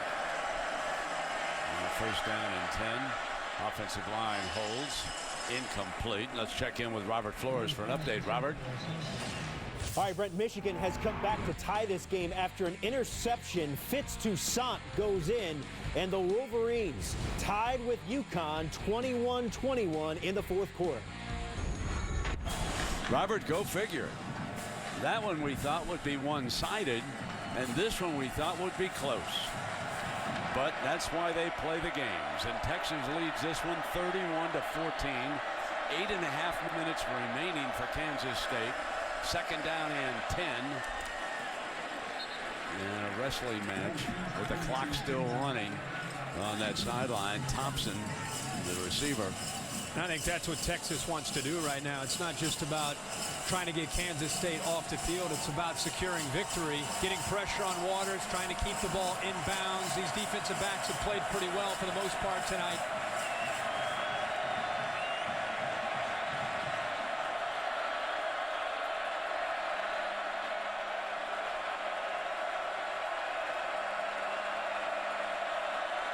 Third down and 5. First and 10 as he snaps it off to Curry Sexton. His first reception of the night. The young man from Abilene, Texas. And a strong arm from Waters here. He's on the left hash. He throws this all the way to the numbers on a third down and short where the defensive backs are anticipating a shorter throw. He had to put a lot on that football, and he made a nice throw there to pick up the first down. 7.5 minutes remain.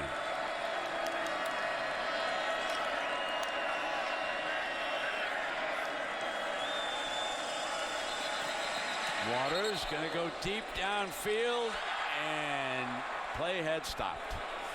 So Duke Thomas picked it off, but it didn't matter because the play had been stopped. Well, there is a lot that went on there. You had Mack Brown and Dwayne Aquina trying to call a timeout. We've got a flag down. Just what happened first?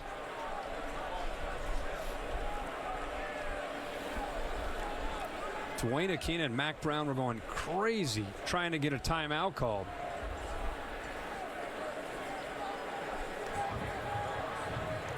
Prior to the snap, Texas called a timeout. However, by rule, personal fouls are still in force. Personal foul, targeting, defense number 33.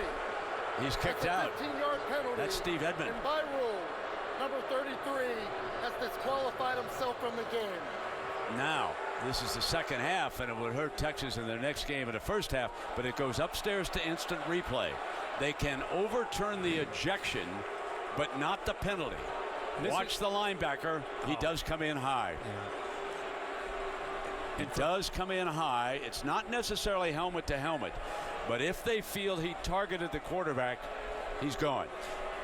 For people that have been confused by this rule, they've talked at times about the crown of the helmet. A defenseless player, in this case a quarterback, after he throws the ball, if he's hit above the shoulders, it's targeting. You can use your forearm, you can use your face mask. It doesn't matter what you use to hit a player. And the video that we just saw, it's targeting of a defenseless opponent without a doubt above the neck area, right in the head.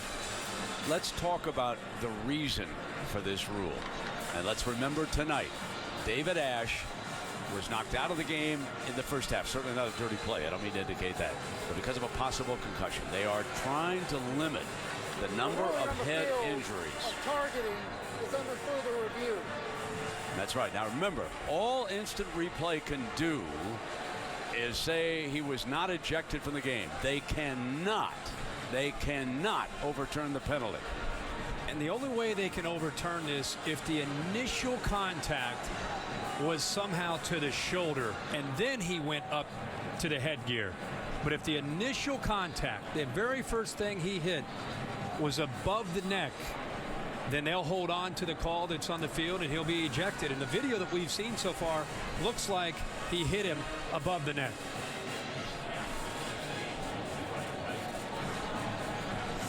So again, if Edmond is ejected from this game, he will have to sit out. Here we go.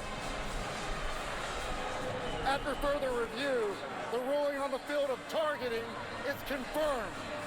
Number 33 is disqualified. And he is out for the first half. And I believe Texas' next game is against Iowa State on a Thursday night. So he will be out on the road for the first half of that game. And this is what they're trying to eliminate in football. And you have we can't measure intent, but there's no question that was up high. And you have to respect, when it's like that, you have to respect the rule and what they're trying to achieve here. Absolutely. What they're trying to achieve is the key thing with this rule. It's too bad for the young man. And now it is 1st and 10 at the 32-yard line. He was having a big night tonight. Steve Edmond, 11 tackles and a sack. There was a position that Greg Robinson and Mack Brown were really emphasizing improvement from the Ole Miss and the BYU game, and Steve Edmond came in prepared and played well, with the exception of that play right there.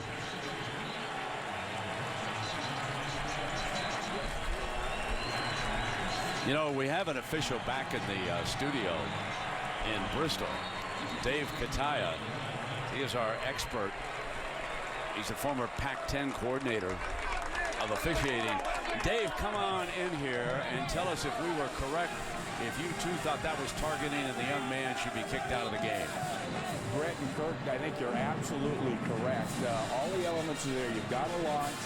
The contact is clearly above the shoulders, and it's pretty clear that his helmet hit the helmet of the quarterback. And you also mentioned that player's defenses. He absolutely is defensive. So correct. Well, regardless, we're playing again, and after the penalty, toward the end zone, caught by Locke. What a great catch. Oh, baby, at the 1-yard line. Penalty flag on it, but Lockett looked to me like he was making a great catch here, Herbie. It could have gone either way. Lockett has had a huge night despite this game right now going in favor of Texas. Lockett looked like at the very end he may have pushed off of Diggs. And Diggs kind of landed on the ground and looked back at the official like, he pushed me all over the back here to get open, to get separation, to make the catch. How about Lockett not only catching the football, but knowing where he is and extending himself to try to get to the goal line? Yeah, there was the initial hold early by Diggs. On the play. Personal foul, hands to the face, defense, number 99. Pass interference, defense, number 6. Offset. Both penalties are declined. Result of the play, first down. They declined both of these, and they get the ball. They didn't give him the touchdown. They give him the ball, all the way down. Well, look, here's the first, the hands to the face, right over the center. As a pass rush, he just gets right up into the face and the grill of Keenan Taylor. And Diggs was complaining because of the push-off at the end, but you can see early Diggs had a hold of his jersey, and then Lockett pushed at the end to separate to make the catch. Still 7 minutes to go in this game, Herbie. And right straight ahead for the touchdown. So Jake Waters gives the Wildcats a life here. The crowd still upset about the ejection of the Mike linebacker, Steve Edmond. And there's, as you said, still a lot of time left in this game. Texas better keep their eye on the prize right now. Well, we want to thank Steve Kataya and James, I'm sorry, on that.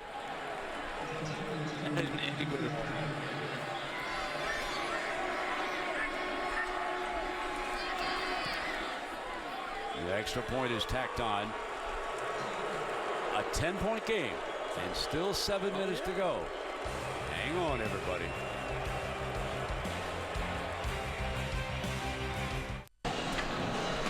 Well, we welcome you back to Austin, where all kinds of things have broken out here. Officially, we have 7 minutes remaining. The Longhorns up by 10. Linebacker has been ejected. Wildcats have scored, and now we're not sure that that should have been a completed pass when we looked at the replay. That's right, Tyler Lockett was going down, and it appeared in one of the replays like the end of the football struck the ground. But at any rate, it counts right now, and it's 31-21. Here's Sanders.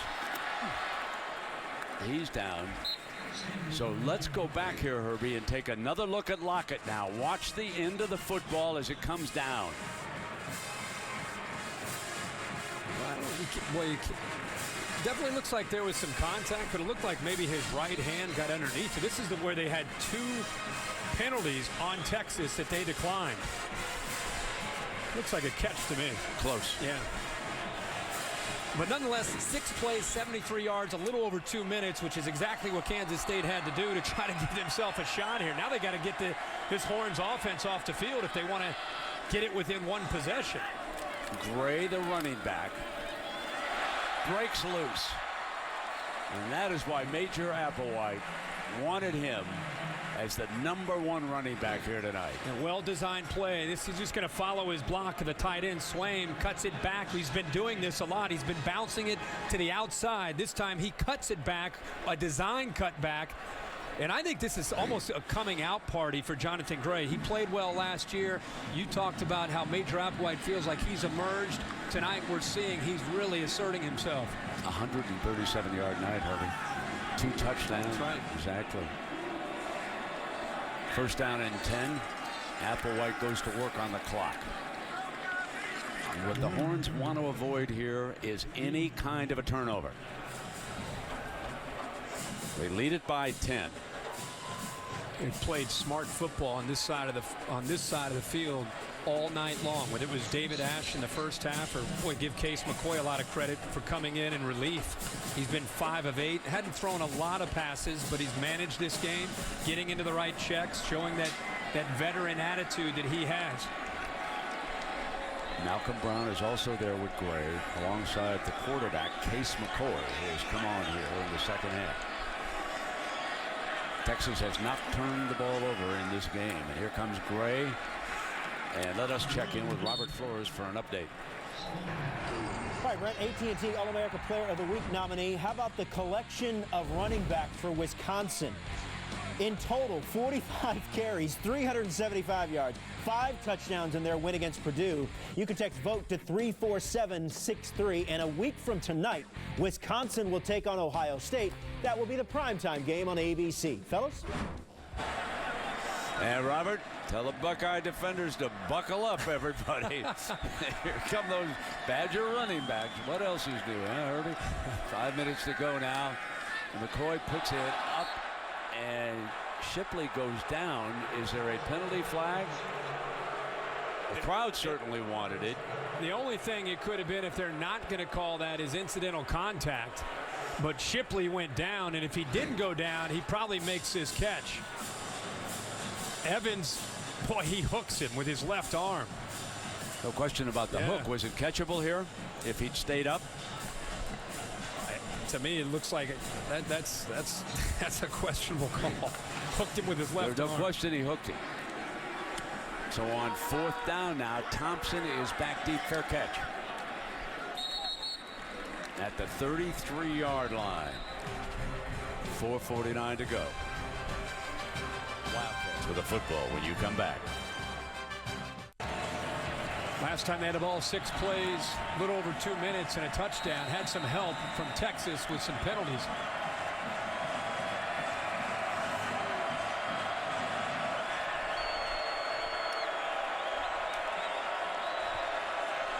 Comes a blitz right here. It's Santos being forced into this game with Edmund out of it, number 55, who walked back complete on 1st down. Thompson out to the 40-yard line now. Well, Jake Waters, as you know, with under 5 minutes to go now, 3 timeouts, 2 possession game. He's got to get these guys. He's got to have some urgency, more urgency than what we're seeing right now.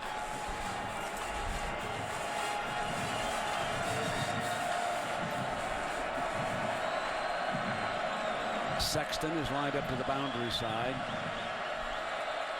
Andre McDonald is the big tight end, but they've got to move. Yeah, they're wasting many precious seconds here. Jeff Coat gets to Jake Waters with his pops in the stands. His dad, a great defensive end in the National Football League for years. He went up against a tight end and Andre McDonald. And I'll tell you the thing that Jeff Coat has developed. There's Pops. There's his dad. Hey, the big fella. That's my son. Back in the glory years. How'd you like to try to block Pops even today? Well, I was going to say, he has developed his dad's power. He used to have just quickness. Now he has that power from his dad. Dallas Cowboy fans remember Jim Jeffcoat very well. Yeah. 3rd down and 7 now. Going to go deep down that far side. Lockett's got it in stride and out of bounds. What a night for Tyler Lockett. That's his 13th catch, 237 yards. And the one thing you cannot do when you're up big is get beat deep, especially in this situation. One-on-one coverage. Waters has shown an ability to put the ball, the deep ball, right over the shoulder of Lockett. It's the 3rd time we've seen it tonight. 52 yards on that pass play. Jake Waters has thrown for 275 now. Remember, they're down to 3 minutes, and they need 2 scores. They can't sit on 1. Option boundary. Hubert cut off. Santos was over there to help cut him off, and Jenkins. So the two linebackers got to that option look, and there is Lockett in stride, Herbie. It's the one thing you can't do. And Greg Robinson, in his defense, he's been here for just a couple weeks trying to get this thing figured out, streamlining some of their disguising and what they're doing defensively. That time, the next play on the option, great play by Santos to keep the running back in bounds and keep the clock moving. Remember, he replaced Edmond, who was ejected from the game. Number 55. They're using the entire play clock. Look at this. End zone, incomplete. And a penalty flag is called on Texas Phillips. Horns are arguing that it was uncatchable. That's going to be a first down. But what's critical at this point, the clock. Prior to the pass, holding. Defense, number 17. At the distance to the goal, automatic first down. So the safety was holding. Yeah, there's no doubt about it. He's doing anything he can to slow down Lockett the night that he's had. Remember the quarterback got hit earlier by Edmond? This time his backup Santos makes sure he goes low when he hits this quarterback, not to come anywhere close to hitting a defensive player high. A learning lesson. That's right. First down and goal. K-State needs 2 scores. Winding down toward 2 minutes. Waters keeps it, sneaks ahead, fumbled! Battle for the ball, it may be Horns football. The scrum breaks out. And Texas comes away with a loose ball. Dalton Santos, the young man who replaced Edmond. You know, there was a seam and there was a crease for him to be able to try to slip through. It's not his strong suit. This is something that Waters doesn't always do. He just ran to the backside of Whitehair and the ball came out. I mean, they were getting a push. Well, remember Herbie told you at the top of the night that Kansas State had won the battle of turnovers against Texas in this 5-game winning streak. Not here tonight. And look at Greg Robinson. Look at the new defensive coordinator. 62 years young. He's back in business.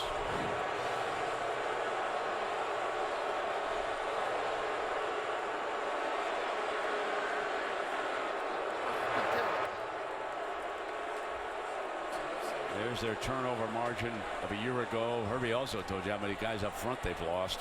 Yeah, it's a team that is undermanned. They've got to come together and play on the road and have every break go their way, and that's not been the case tonight.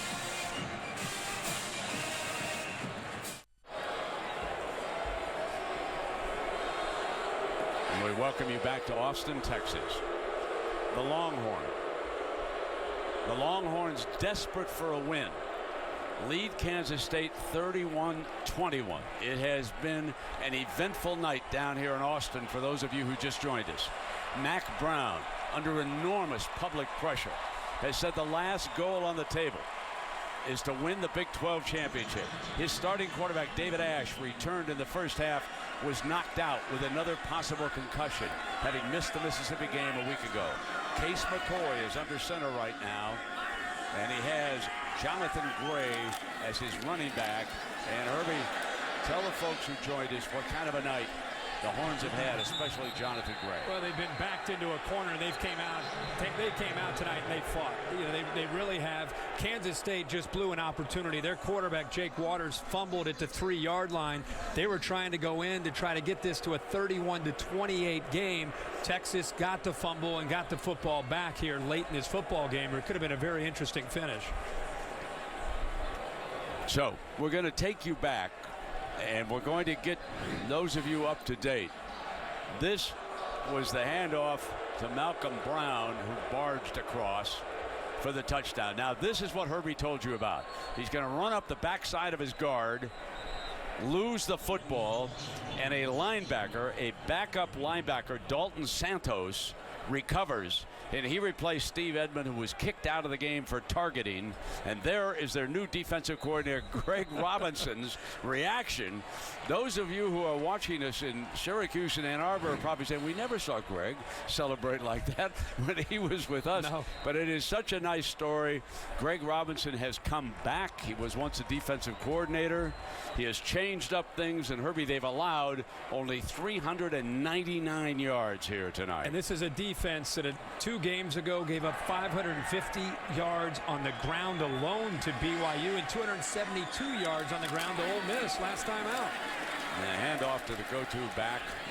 Gray has rushed 26 times for 138 yards here tonight. And the 2 quarterbacks, David Ash again played only the first half. Yeah, he missed last week because of the concussion in the BYU game. He came out, played very, very well in an up-tempo style of offense. He did get dinged, so they held him out at halftime to start the second half, and Case McCoy has stepped in. Hadn't had to do a lot, but he's managed the game very nicely for Texas. Herbie, this is one step, though, for Mac Brown. It's not over.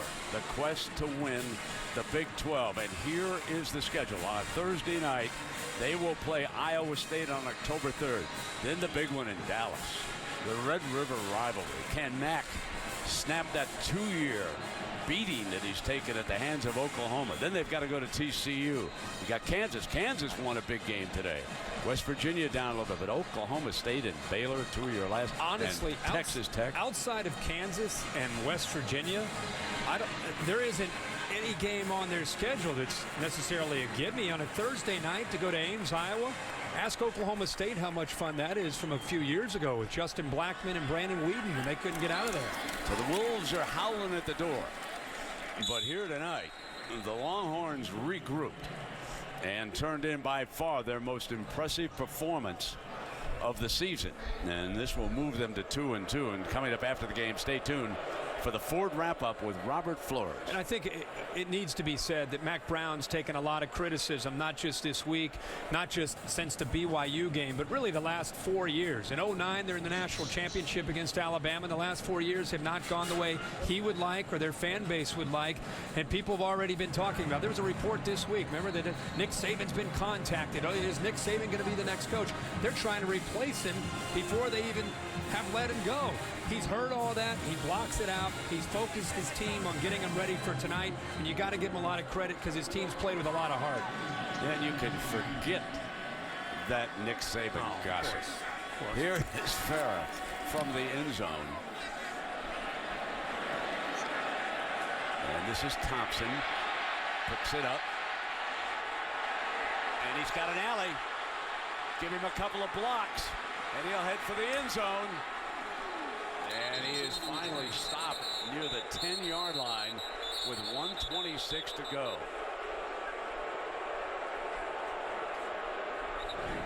Thompson and this Kansas State team just not going to give up on this. Looked like a little push in the back there by Zimmerman. They get away with another push in the back there by Hubert. And then he gets an alley. That's definitely a push in the back. That wasn't Hubert. That was Morgan Burns, who also wears 33. And then he gets a convoy down the left sideline. It's a 40-yard return with 1:26 to go. Quick strike, onside kick, and who knows? Yeah, and without any timeouts, you need to take some shots into the end zone so you avoid either getting sacked or coming up a little bit short of the end zone and letting the clock continue. Mack was pointing at one of the replay boards, and he detected that push that Herbie told you about. That's the reaction of the crowd. Juggled by Lockett a little bit high. So it'll be second down and 10. Phillips is safety for the Longhorns right there. And the people that are just tuning in, Waters has looked to his man Lockett, Tyler Lockett, all night long. The ball's a little bit high. Lockett tonight, 13 catches tonight alone. He's been isolated in man-to-man coverage. He has 237 yards receiving tonight. And you got to think they're going to find ways to try to get him the football down here and deep in Texas territory. Second down and 10.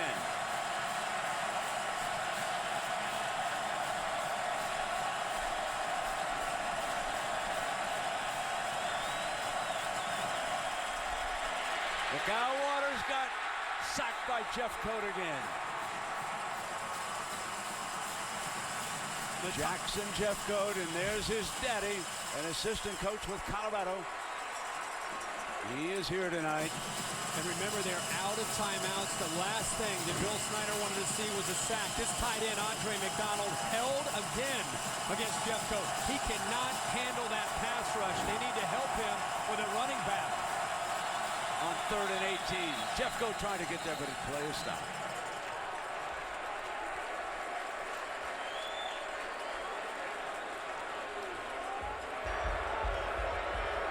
Full start. Offense, number 86. That's a 5-yard penalty. It's 3rd down. By rule, the clock was running under 1 minute. This requires a 10-second runoff. Game clock operator, please set the clock to 37 seconds. The clock will start on the ready for play. That's the worst part of the penalty. Absolutely. Running the 10 seconds off. Jeffcoat has 2 sacks in the last 2 series that Kansas State's had, and they both come up against the tight end, Andre McDonald, where he's gone right around him.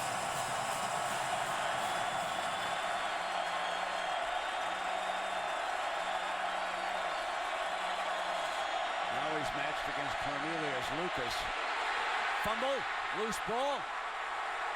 Texas is going to win its opener in the Big 12. They will snap the 5-game losing streak at the hands of Kansas State.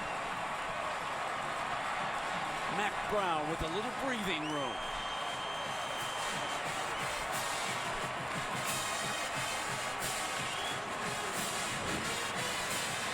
This program and his team really coming alive. That ball is out before his hand is coming forward. This time it's on the other side with Cedric Reed. We've seen Jeffcoat. This time it's Reed, and look at Mack Brown, the relief. The relief for Mack Brown. He's going to be able to secure a victory with Kansas State out of timeouts.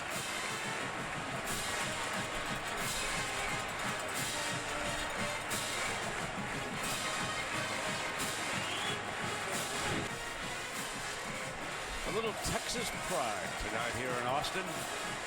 Give these youngsters a whole lot of credit, not to mention the coaching staff.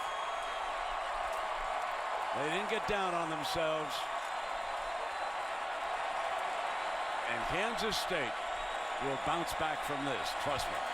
That's an outstanding coaching staff over there. Bill Snyder knew he was going to get a big shot tonight from Mack Brown and the Longhorns. When we asked Mack Brown about all the players that Bill Snyder lost, he said, Bill Snyder didn't graduate. They're okay at Kansas State. And that is the truth. No doubt about it.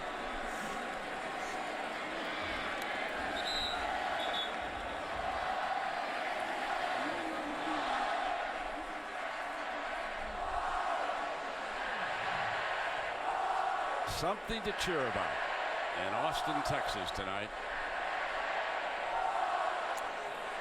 Against a replay. Wants to check with our referee as we take another look at this. It's all about if the ball is still in his hand as his arm is coming forward. The ball is out. And thankfully, the National Football League changed that horrendous tuck rule. There is no question that is a fumble. Are you not a fan of that, that particular night, or just in general? In general. Sure? In general. Okay. No, it wasn't. No, the Patriots winning that night against the Oakland Raiders. It was okay. It was okay. It was okay. I could still buy breakfast. Okay. It was okay. All right. Just making sure. I don't know, because you had some conviction there. Oh, I thought there was a lasting memory. After further review, the ruling on the field that the quarterback had an empty hand has been confirmed. 1st and 10, Texas. This crew's had their hands full tonight, but for the most part, I think they've done a good job. They've done a pretty good job. Yeah, the referee is Reggie Smith again. And then, of course, Walt Coleman, who for a long time has been outstanding AFL referee. He kind of oversees the officials in this conference, and he does a terrific job. No, I thought the crew did an outstanding. Tough game to officiate. Sure was. Can't say it enough. Mack Brown, circle the wagons. There's DeLoss Dodge, his athletic director. He's been in there with him. Always been behind Mack. Yep.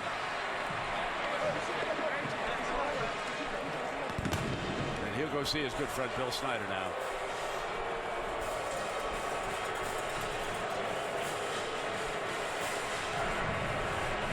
There they are. Bill Snyder. No one going to read his lips. What he said to Coach. Great respect for each other.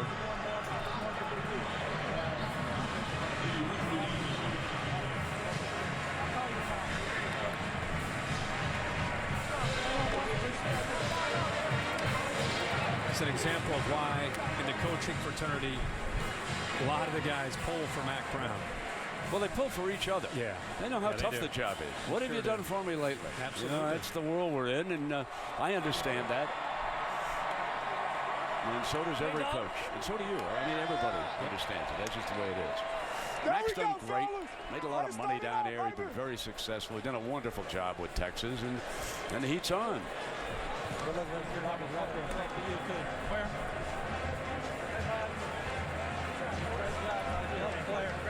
Tyler Lockett did a great job, and of course the big story of the night for me is the fact that David Ash is out again with another possible concussion.